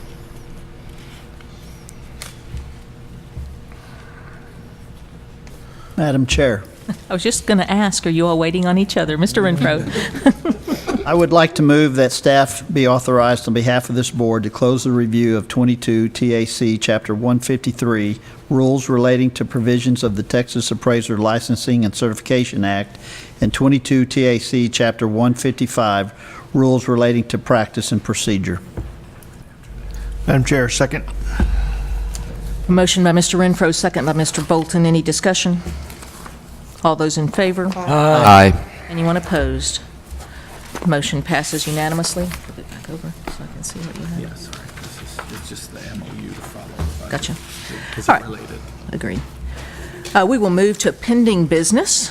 We will first take up agenda item number 22, the discussions and possible action regarding the TALCB 2019 budget and budget-related policies. I believe our commissioner will make that presentation.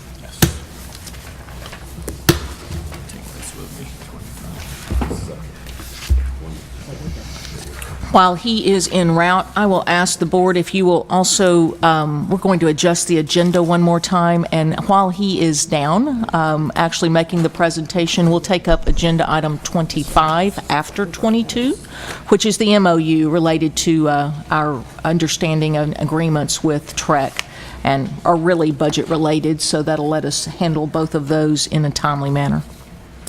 Thank you, Madam Chair and members. Under Agenda Item 22, the consideration of the budget for fiscal year 19.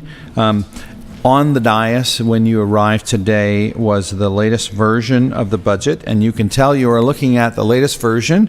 If you look at the very last line on the first page, under Revenue and Reallocation Over and Under Expenditures, in the proposed budget column, if the number is $312, okay, then you'll know you're looking at the correct copy. Okay. Previously, a version of this was sent out to everyone for consideration, and the one that is in your materials has $28,312. And so there's the difference between those two is the withdrawal at the recommendation of the committee, withdrawal of a proposal for a very modest change in fees, reduction in fees that would have reduced our revenue by about $2,000. Okay, that has been withdrawn. It's not included in this proposal. And then the other change is moving increasing the professional fees and services line item from $59,624 to $89,624, and the addition of the new note there that says added $30,000 for commercial appraisal review. So I think we're well aware that the staff, we only have currently one qualified commercial or certified general appraiser investigator capable of doing those reviews, and so that progress has slowed. We have not been able to, although it's been posted since April, and the compensation adjusted again. In June, we have not been able to attract any qualified candidates for that open position, leaving us in a place where we need to outsource some of this work. And so that's why the increase in that particular budget line item. The majority of the budget, of course, is made up of salaries, wages, and benefits. The first three line items there. And so you can see that includes, under the comments, a 4% increase for fiscal year 19, and then looking forward, we always project one more year out, and we look at the prior. We show on the form itself 2 full prior closed fiscal years, the current year that we are in, and then of course the proposed budget year that we are considering. Other areas of note, the rent and a major portion of the SWICAP, what is called Statewide Cost Allocation Plan, in our lease are offset. Occupancy-related SWICAP expenses, and so you'll see that if it shows an increase in rent, there's actually a decrease in SWICAP. So that's why those are offset. So it's not truly an increase at all. We're limited by our lease to the maximum amount that we can pay, and so that really doesn't change. Let's see, other things. Under contract services, you'll note an additional $19,000 in that line item, 12,000 of which is related to the purchase of CoStar database for commercial transactions. So that software that enables us to find comparables of when we're reviewing commercial appraisal work that's been offered for consideration for upgrade or as a part of a complaint. That's our data source. And we used to get that data from a different provider who cost us about $600 a year. They apparently were undercharging and went out of business. And so now there's only one show in town. And so we're forced to pay the price that CoStar charges. Is about $1,000 a month. So that's what you'll see there. The other additional is related to something I'll talk about here shortly when we get to the second page. Let's see. We're upgrading it's time for our PC refresh, so all of our laptops. So everyone will have a laptop, enabling us to be more flexible with people working from a distance. Take that equipment home. And so on the expenditure side, the total there shows an increase of $91,000, but actually half of that is simply related to breaking out a subcategory for retiree insurance. So you'll see it shows $45,000 over last year, and last year showed zero because it was included in the employee benefits previously. So the numbers, the areas that are actually increased are $30,000 for professional fees, $13,000 for equipment rental, and $20,000 under contract services, including CoStar and other technology-related purchases. That's the expense side. Any questions on that?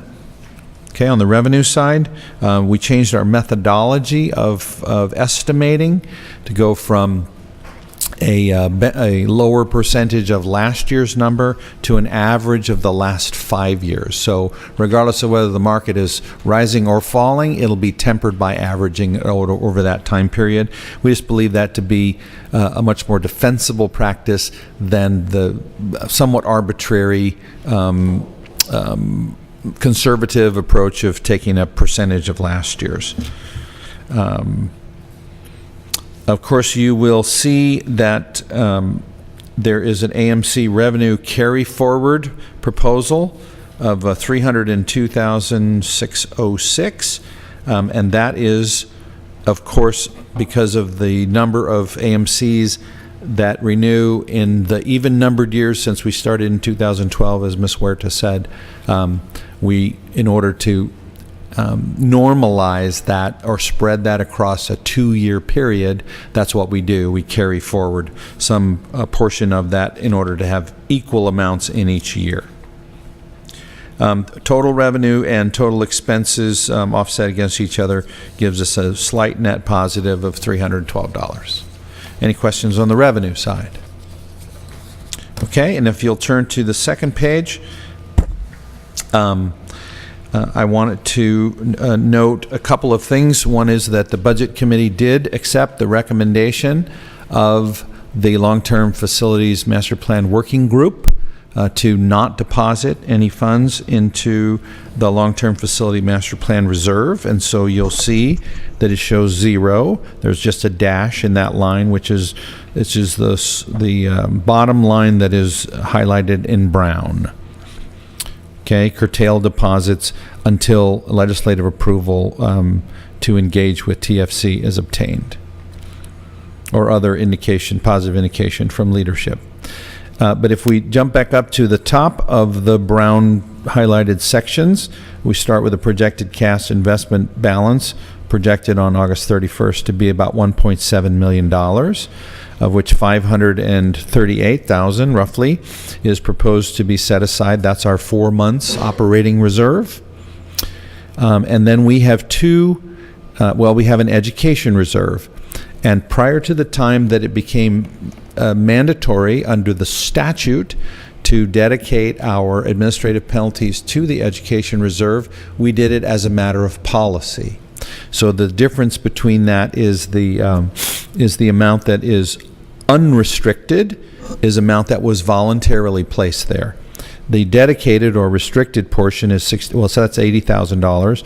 The balance in Fund 3193 reserve for FY17 and 18 is $65,268.33. That is actually restricted. And the difference, so the total is $145,000, but the difference is that because it was voluntarily placed there, the $80,000, it can be voluntarily removed at the motion of the board or by action of the board. Okay? I think that covers all of the items I wanted to present to you for the budget.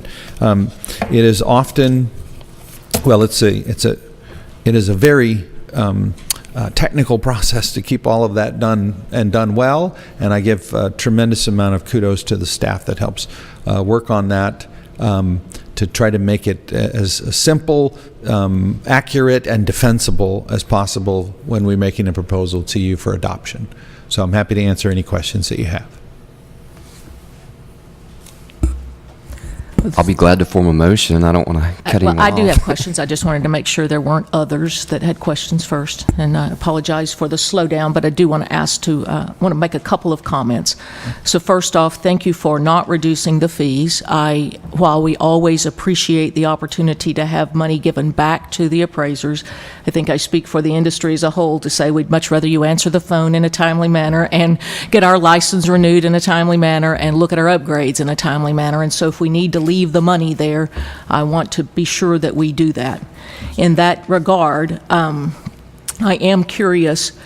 I see the adjustment for the outsourcing, for the reviews, for the upgrades. And my first question is, our lack of being able to be fully staffed at the moment, is that impacting any current complaints? Are there any commercial type complaints being set aside because we are understaffed and that staff member is exclusively working on upgrades? They're not set aside, they're simply delayed getting to. Okay. So we have some that are, our typical is to have, we have a total of 58 commercial related upgrade reviews to be done. I think 38 have been looked at already. In other words, we have some indication. Some are much further along than others. Of course, they're often the subject of negotiation back and forth, asking for additional information or proposing some remedial work, those kinds of things. So there's about 20 or so that have not yet been looked at, and so those are, we've identified 12 of those that have been there the longest that we would propose outsourcing. Okay.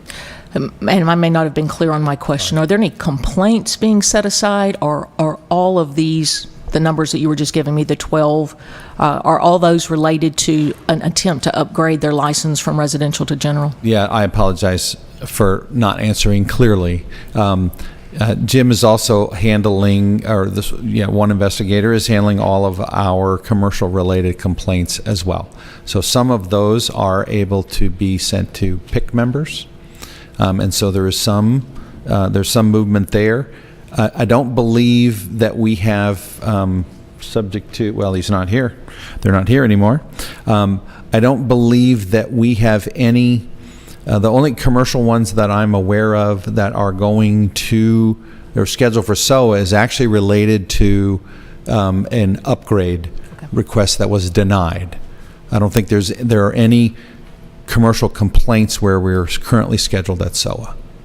So we've been without a staff member in a particular position, our generally certified appraiser, for quite some time now. So for the portion of the year that we were budgeted for a staff member that just didn't have anyone present, is there anything in our policy that prohibits you from using those funds for their intended purpose, i.e. sending them out to a consultant for review? No, there is not. Okay. And so that's important to me, because as we're looking at the budget, I want to recognize that I hate for there to be another quarter of a year go by if you come up with some great initiative and you have the dollars in the budget to utilize, and I don't want you waiting on us to actually make those moves. And of course, we're talking about some of them today, but absolutely, I think that's an important factor. Yes, and thank you for making that clear to others, that it is not just the funds that are available in professional fees and services. Even if that went into the negative and we used some salary funds for that, that would not violate any policies, budget policies that we currently have. Okay, and then finally, I want to just ask, obviously, we're trying to get someone hired in the position of a generally certified appraiser, and I think those of us that serve on the board at that level would quickly recognize that there's just not enough money in the pot right now, and obviously the reaction that we've gotten from the postings is identical to that. And so I know that you've done and do a good job at a staff level of stretching every dollar, but I kind of hate for us to continue to wait another 6 months knowing that there's not enough money in the pot. So is there something we can do to adjust this budget so that we would potentially be able to offer something that would be attractive so that we could hire someone? Well, at the direction of this board, okay, at the direction of the board, invading the reserve, if you will, in order to move that to current operations rather than holding it in reserve, in order to augment that budget. And my only concern there is this. So that is absolutely something that this board could do. Say, add another $50,000 in our personnel category and amend that budget, that line item. Here's what I will tell you is that, of course, it then creates an internal equity problem, right? And I recognize that. And while I'm not an advocate particularly for any position right this minute, I am an advocate for us solving the problem. We've had one for about 6 months, and so I just want us to all have ideas on the table to be thinking about. So again, I think you all do a great job of stretching what we have, but sometimes, we have to be stretched to make the more difficult decisions, and that is, where do we go from here? I don't think anybody on the board, and I'm sure no one on the staff, wants to continue to operate at the level that we are. And so, again, we'll have the opportunity to take up some additional creative solutions and make a decision about whether that is the better way to approach it. But I am concerned, as we consider the adoption of this budget, that we may still be short, and I just wanted to make that clear. Ms. Lynch? I also, have a desire to have someone, a peer appraiser, consider the commercial side. You know, instead of having just a residential person review a commercial person's work product. I think it's very important to keep it on the same level. Oh, in fact, it's required. It is not. Good. It's not just important. We would never send out a report to someone who was not qualified to review if that person was not qualified to actually have performed the report. That is absolutely a requirement. Excellent. And I apologize that I manned the microphone for so long. Are there other comments, or the floor is open for a motion if you're ready?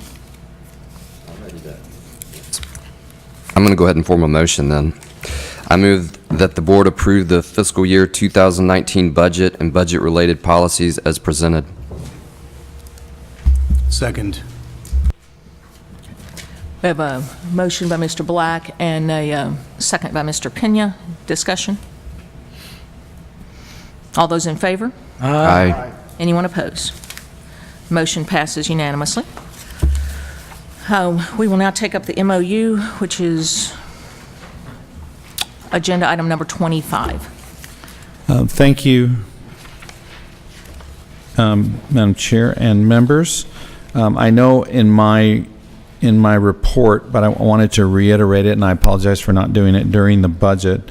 But there is on the commission side, there was set aside $1.3 million to accelerate a long list of technology projects. We maintain an ongoing list of a wish list of technology projects that are also planned. We prioritize them and all of that. So not putting any money into the development, the long-term facilities master plan reserve freed up those funds to allow us, and this was the action taken by the commission, to accelerate about 27 technology projects that we believe that will have the greatest impact on improvement of customer service. So just want to let you be aware of that, and that's the reason that I left additional money in the technology budget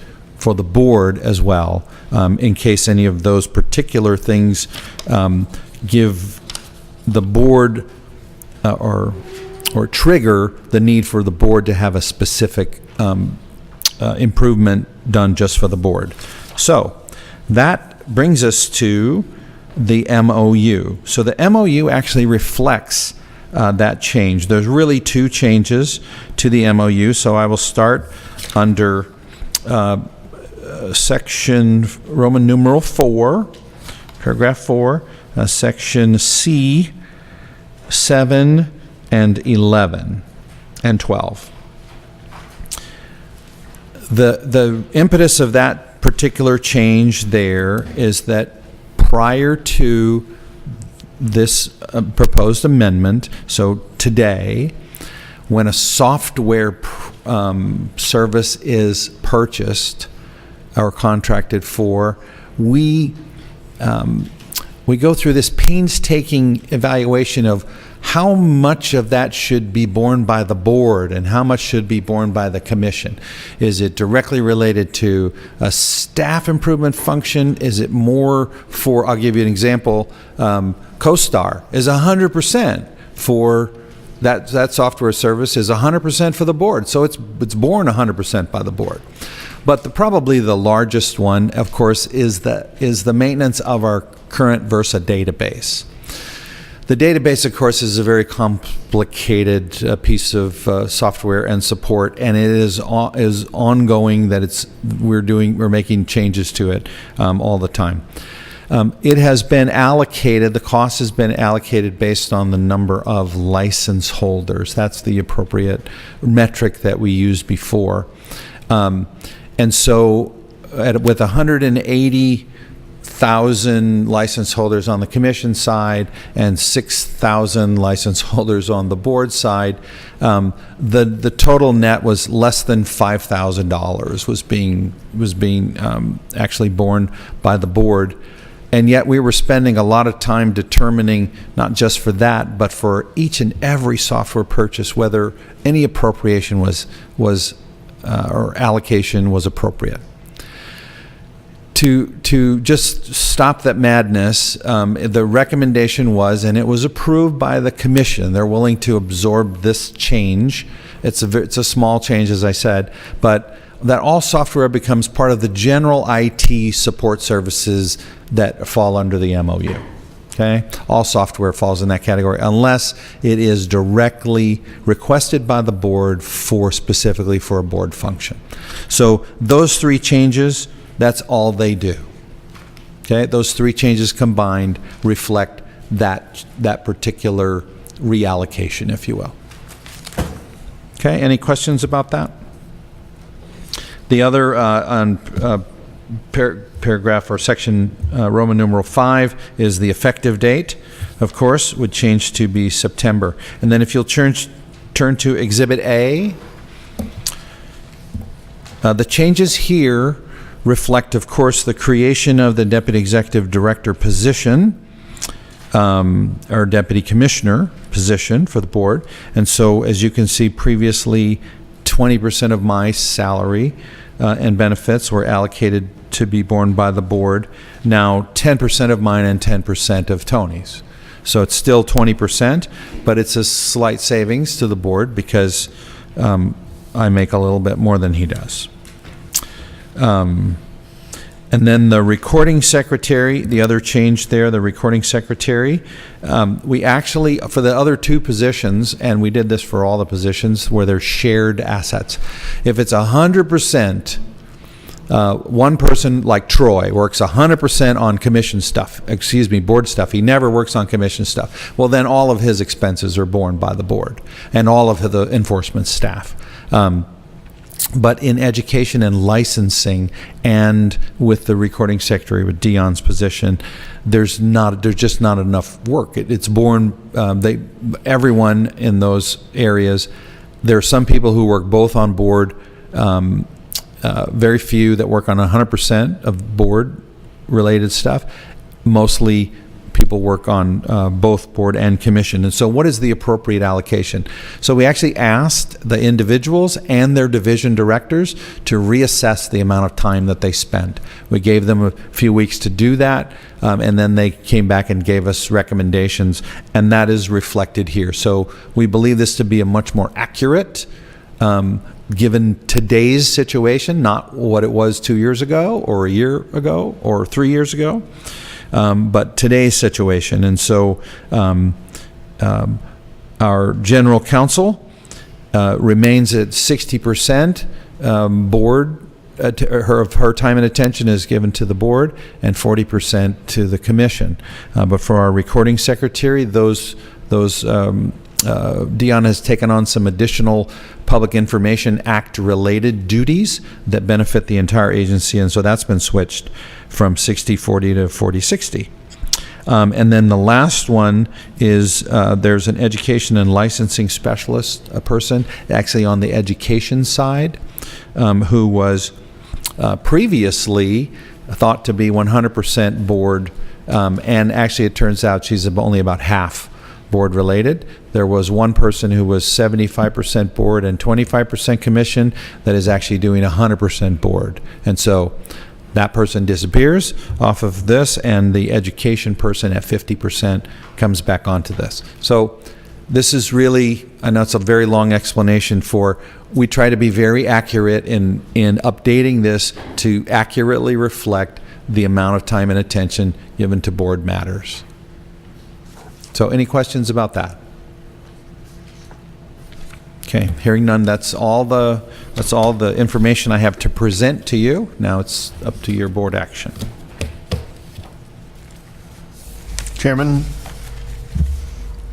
Mr. Bolton.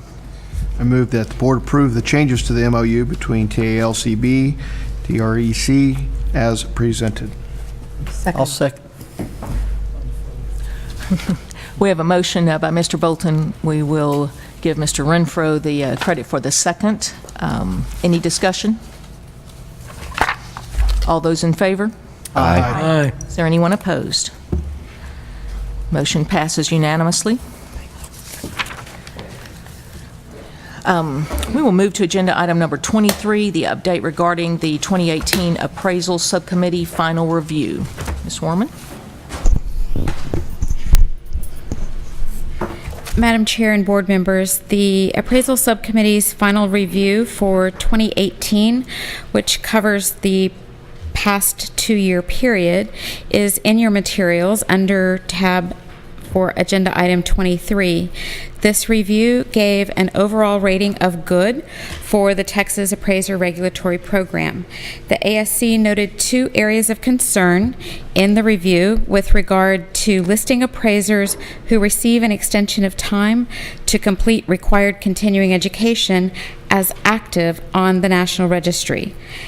The second area of concern was with respect to the renewal of appraiser licenses on inactive status.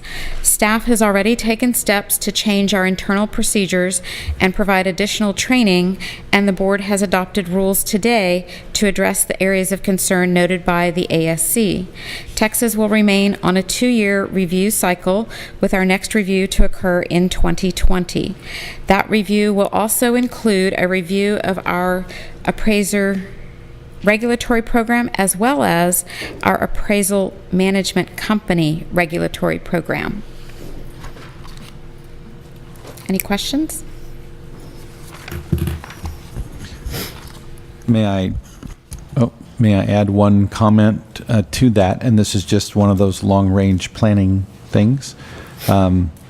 Prior to that next review, the board will be implementing the collection of the AMC registry fees from our AMC, currently 171 AMCs that must be in place prior to June of 2020. So just a reminder that we will be taking that up in 2019. Thank you.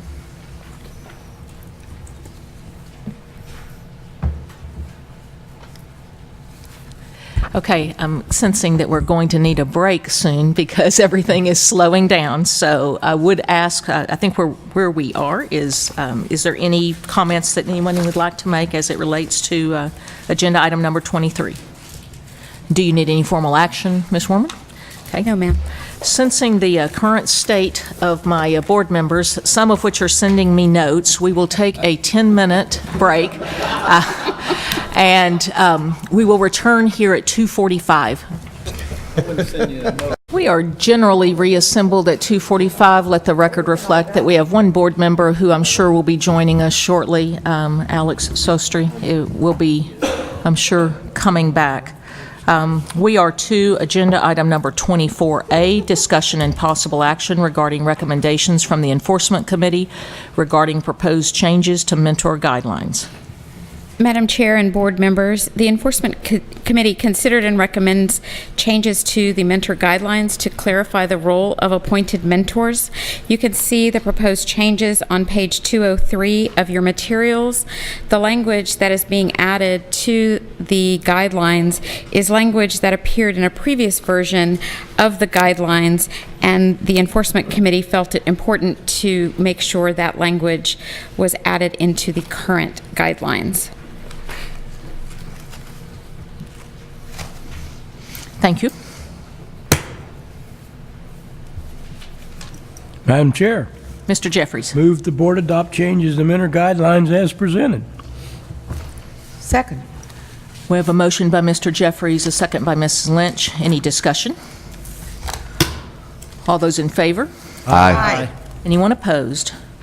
Motion passes unanimously. We will move to agenda item number 24B, discussion and possible action regarding recommendations from the Enforcement Committee regarding the revocation of a mentor appointment for Mr. Loftus. We will start with, I guess, Kristen, if you will introduce the items, and I need the board to realize I have 2 public comments, one from Mr. Walden, who is the attorney for Mr. Loftus, and one from Mr. Loftus himself. So after opening with our staff, we will allow those comments, and then we'll allow staff additional comment.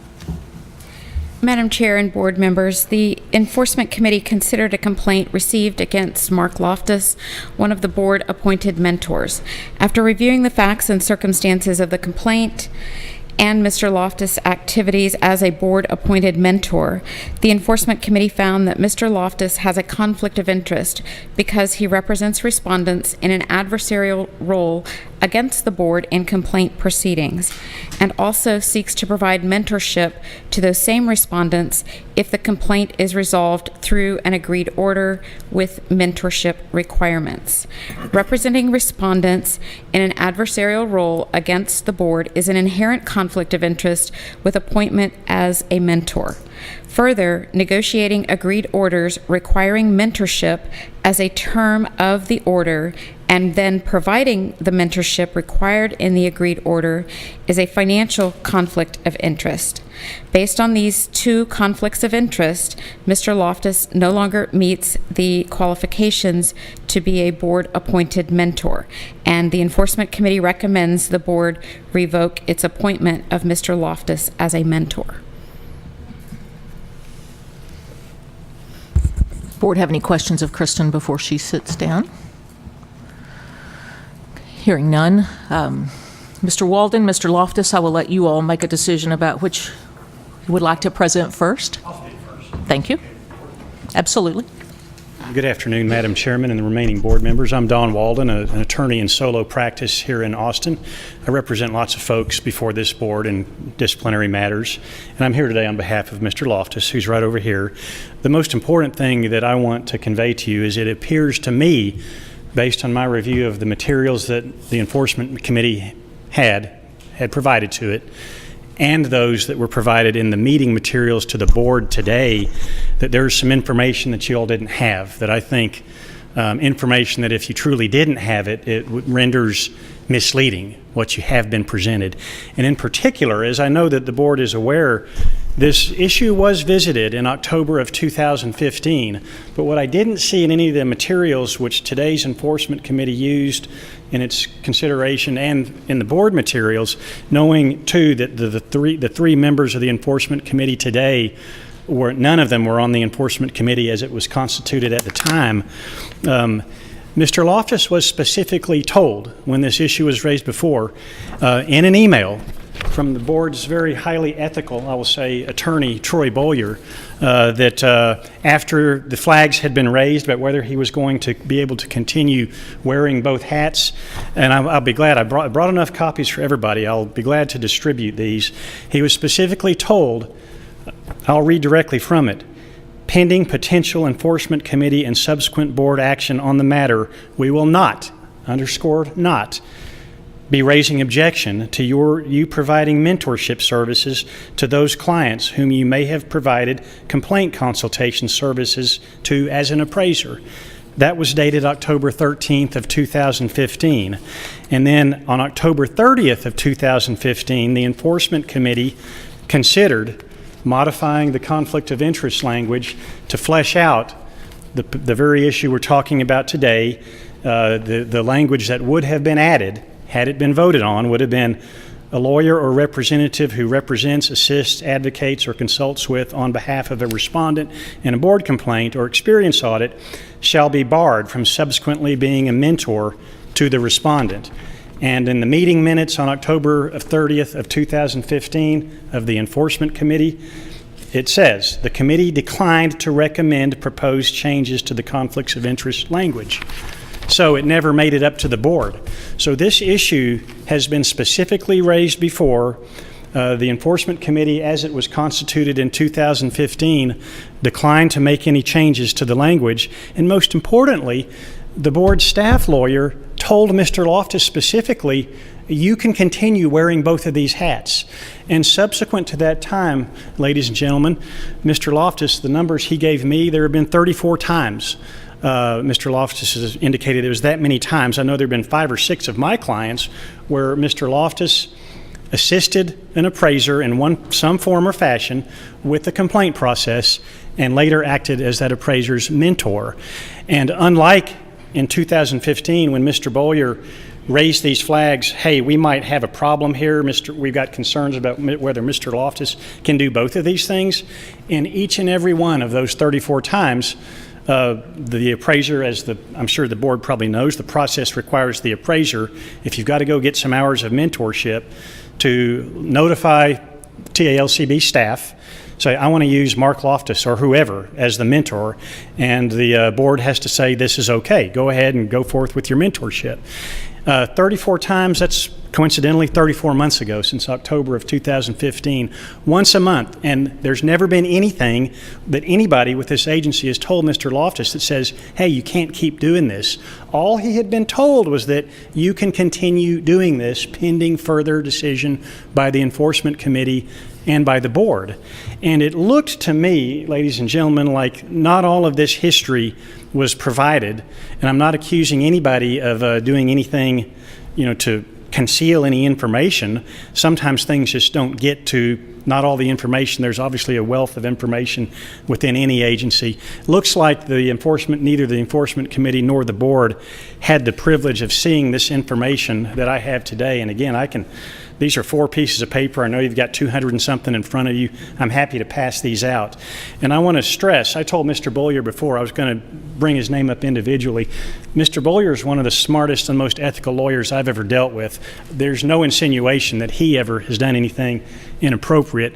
I think he accepted Mr. Loftus's 34 mentorships that have occurred since October of 2015 because he too thought everything was okay based on the Enforcement Committee in 2015 saying, we're not going to vote on this change. We're not going to recommend it to the board. So everybody just trudged along as they had previously. So my request for the board today is that the board defer action on this agenda item so that it can consider the full record of what has happened before. And alternative to that, if the board insists that it needs to take a vote on it today, there's a huge difference between saying we're going to make a change and apply it prospectively on the one hand, and on the other hand saying we're going to punish you and we're going to remove you because you did something that we think you shouldn't have done, even though you were told 3 years ago that you could do it. And I don't think that that would be fair in any way, shape, or form. But I think the best approach would be to, and Mr. Loftus was never allowed to provide any input to the process. That's one of the reasons we're having to provide it here today in the public meeting. I think the best approach would be to defer consideration so that the Enforcement Committee and the board itself can consider the information that it appears to me was not provided. And that's my request, and I'm happy to answer any questions on Mr. Loftus's behalf. If he wants to speak, I'll obviously let him do so. If he wants to add anything else. And I'll take it as a no that nobody wants my handout. As far as I'm concerned, you can hand it to Ms. Warman, and she can certainly pass it out to the board. And just for clarity, since we are in an open public meeting, staff is not the one that raised this concern. It came from a board level because someone reached out to me and was concerned about some advertisement that was occurring. And so it then got to committee via my request to, you can see it in our reports. And I saw the materials that went to you, and I'm familiar with how this got to where it is today. I think I was referring to staff because in the past, it is the legal divisions, the lawyer's responsibility to receive from someone who's signed an agreed order, let's say. I'm selecting Mark Loftus is my mentor. Diana Jacobs, I don't think she does it anymore, if she ever did. Whoever it is, I'm selecting John Doe or Jane Roe as my mentor. And prior to the 2015 consideration of this matter, staff did raise the issue with, and I think these emails are in the materials that did get to you, hey, we may not be able to let you use Mr. Loftus as a mentor because he may have a conflict of interest. We have to take a look at this and resolve it. And after the Enforcement Committee meeting from 3 years ago, that never took place, and that never happened again. No, the legal division never told an appraiser, hey, you can't use Mr. Loftus, there's still this issue. So it actually was raised on at least 2 occasions, and that's in the materials, but it wasn't after the Enforcement Committee declined to bring it to the board in October of 15. Thank you for the clarification. And this, I just wanted to be sure it was clear that staff is not the one that has it before us I, today. I hope I haven't sounded like I'm making insinuations about any individual. No, not at all. I just, again... Sometimes these things happen in my two-person law office, and it's just two people there and far less information. I appreciate that. Yeah. Thank you. Any other Madam you have any questions? I had a question. You mentioned, I think on a couple of occasions, that staff told Mr. Loftus that he can continue wearing both hats, as you mentioned. And I'm looking at, I guess, this highlighted language here. The email from from Troy says, pending potential enforcement committee and subsequent board action on the matter, we will not be raising objection to you providing mentorship services. Is that what you mean? Yes. That so you take that to mean that he's instructing him that it's okay to do that? It says what it says. I think it says in pretty unambiguous language, we will not raise an objection. You can continue providing mentorship services to those appraisers you've helped through the complaint process, pending further action. So yes, it's unambiguous, in my opinion. I don't see how you could say it any more plainly. Just a comment and observation. First of all, thank you for being here and sharing the information you have and bringing this to our attention. I also just want to point out that it also says, please recognize this as a temporary solution. And with that in mind, I think that's where we are today. Oh, absolutely. And a temporary solution, and no official action has been taken in 34 months now. And that brings us to today. And I think what struck me is, and the real reason I'm standing here today is I told them they can't punish you and remove you for something they told you could keep doing. They might be able to tell you can't do it in the future, but they told you could keep doing this, at least on a temporary basis, and they haven't taken any action since then. That's not your fault, Mark. You're not the one that can take action for them.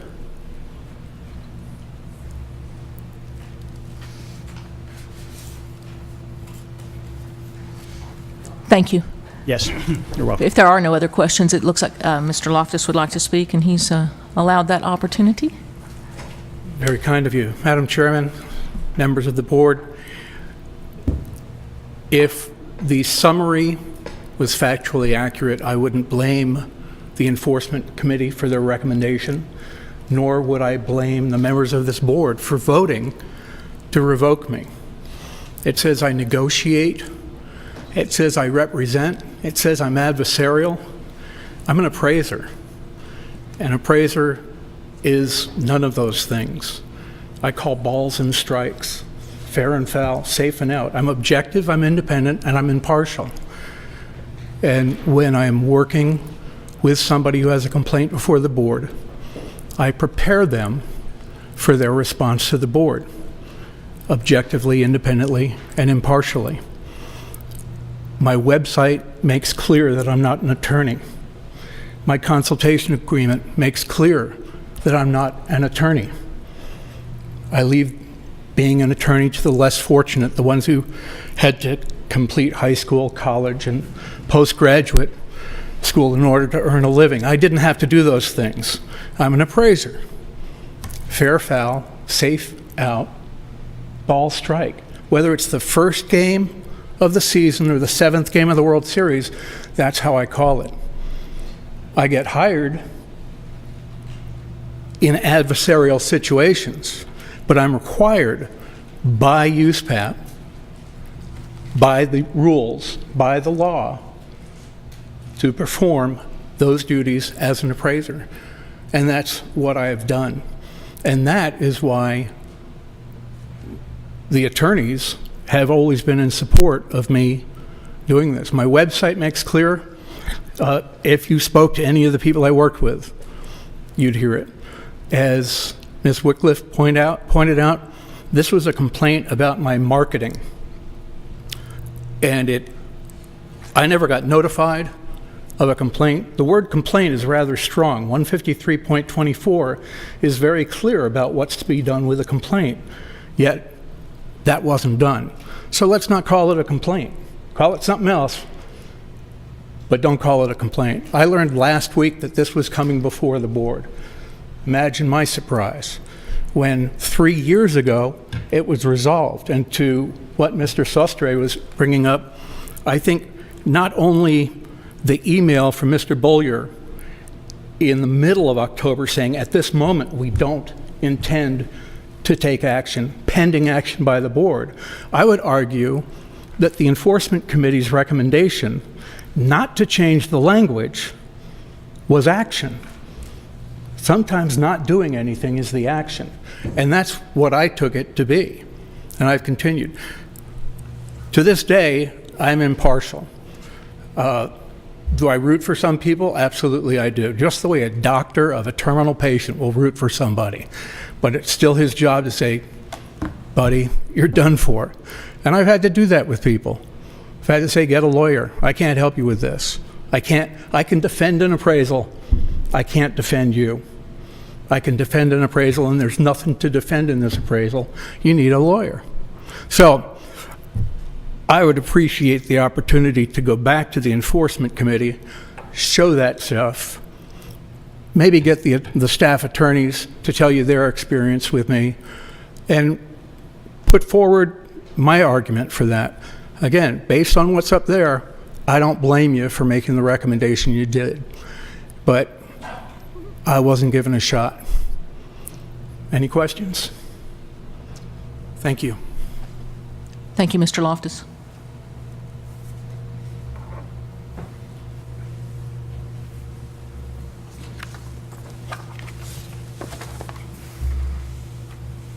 Madam Chair, I think in light, just my opinion, in light of the arguments and just the overall, I guess, seriousness of what could happen and what might happen with these proceedings, I think that an additional quarter and possibly one more enforcement meeting would be, I think, fair.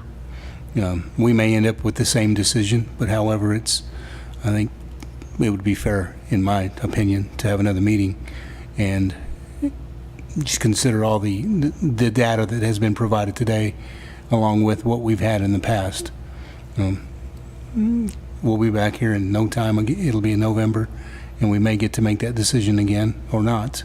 But I think it's fair, and that's what I'd strive for. Madam Chair. Mr. Bolton.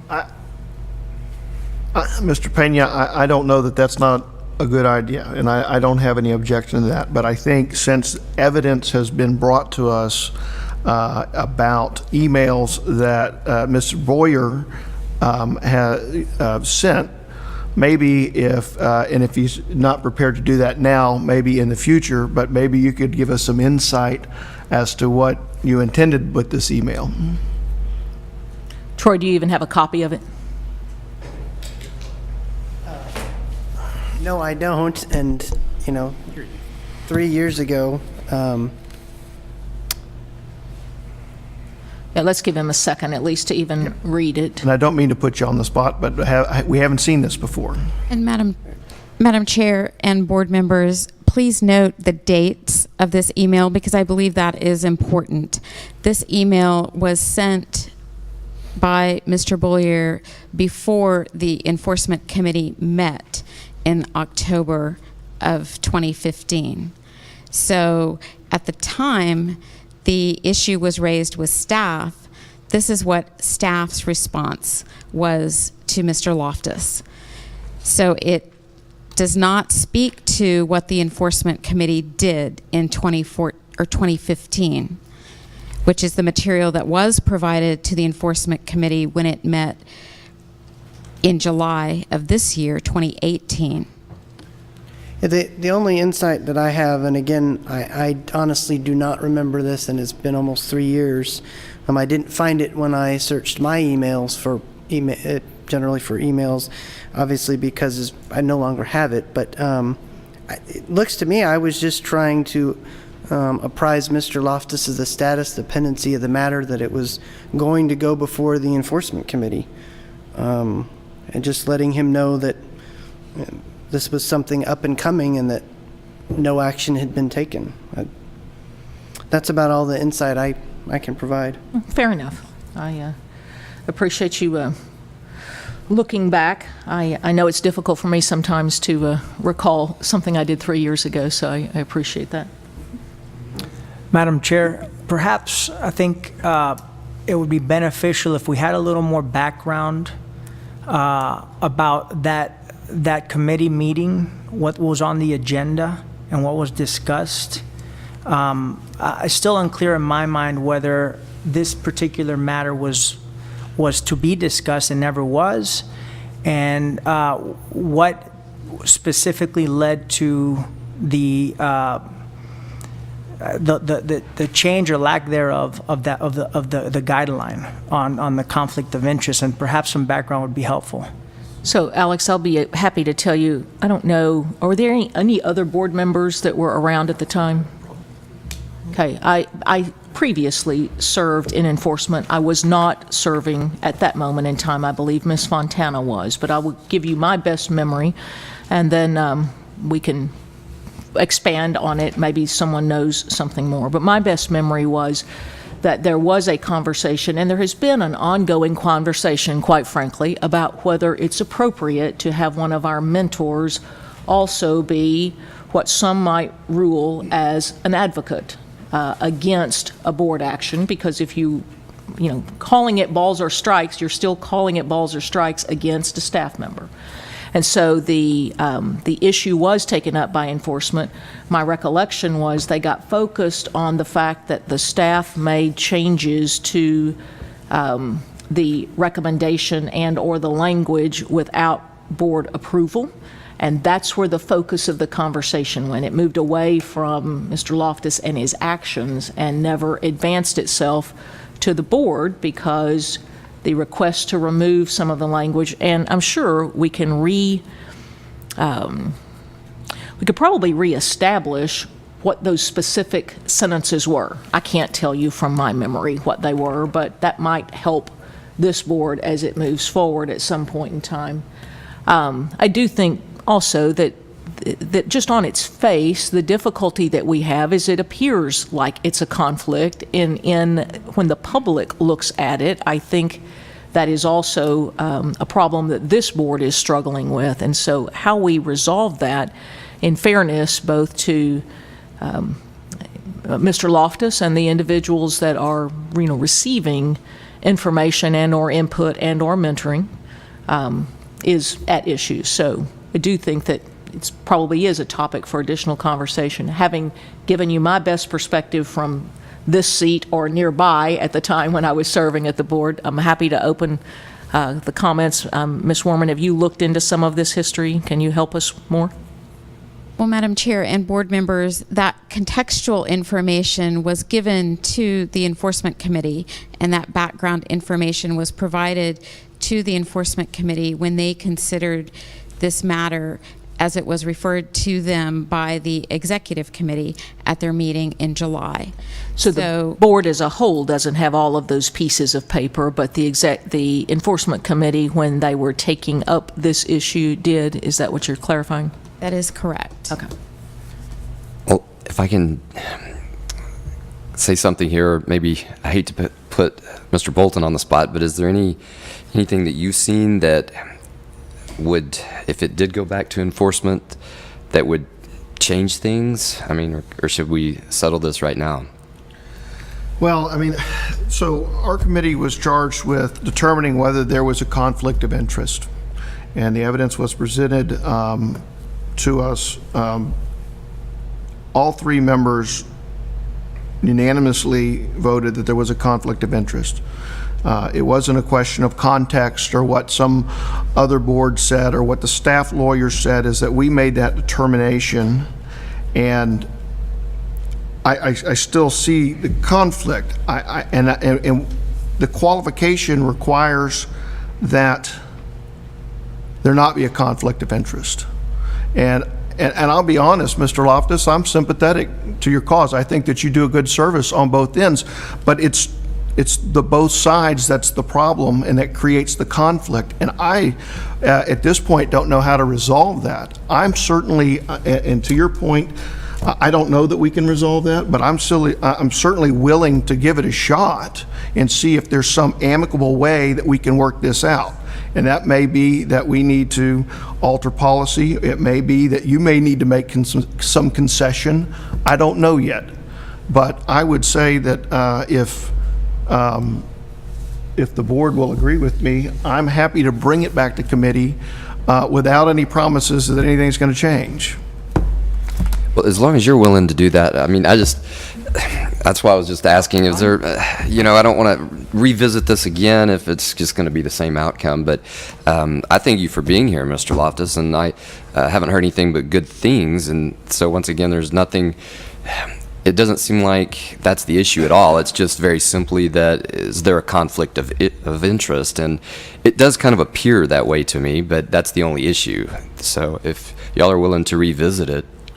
So now I've heard three people. I'm just looking for a motion that will get me there. Madam Chair. Mr. Jeffries or Mr. May I add one more confusing thing to the whole mess of confusion? Yes, sir. Is there any alternative to eliminating this in the future, but not taking away Mr. Loftus's position as a mentor? Is there any way to say, yes, from here on, that's going to be a conflict, and no, so that implies, of course, he can't do it, but we don't, if he can stay a mentor if he chooses to. That's what I'm asking. Again, I think that's a great topic of conversation. I'm not sure we can vet that here today, and may be better served at a committee level. I hear enforcement willing to take it up. I hear Alex saying he thinks that's a good idea. Madam Chair. Mr. Renfro. If it so please you, I would like to make a motion that the board table this issue and send it back to the Enforcement Committee for further review and consideration. I'll second. Thank you very much. I have a motion and a second. Now, is there any discussion, or have we had it all? That being said, all in favor? Aye. Anyone opposed? That motion passes unanimously, and thank you, Mr. Renfro.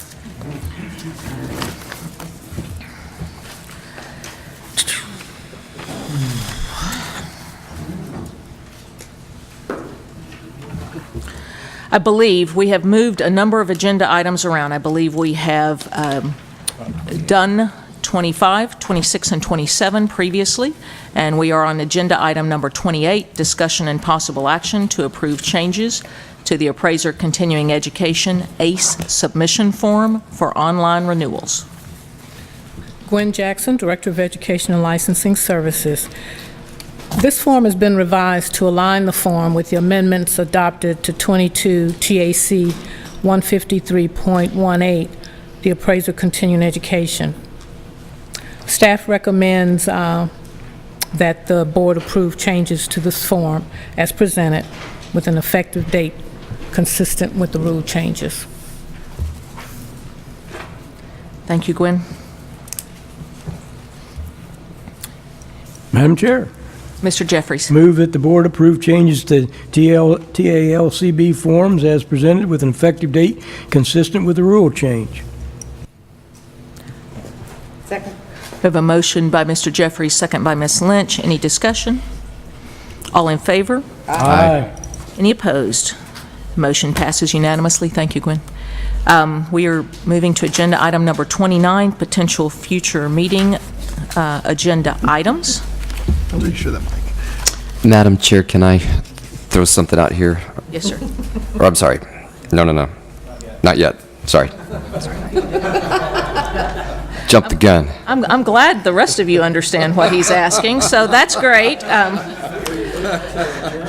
As it relates to future meeting agenda items, does the board have any particular items they would like to take up other than the work that's been kind of designated out during this board meeting and other work that we are already undertaking? Hearing none, I'd just like one consideration, and that is I want to continue to leave on our radar the budget adjustment potentially necessary to fill the general certification, and maybe even some reporting or conversation about how we're actually advertising that position. I think it's important that we somehow figure out either how to fill that or get that workload offloaded somewhere else. I think it's also incredibly risky on our part to have any position that we don't have someone in a backup position for. And I realize with a board our size and our organization our size that we probably have more than one of those. But, you know, should we have anything unusual happen, we're already in trouble, and we will go completely off the rails if for some reason our only employee that's doing that job needs a leave of absence for 2 weeks. And following that comment, you know, that is, we are continuing, and I know that staff knows this because we are calling you directly offline, but this is for the public comment.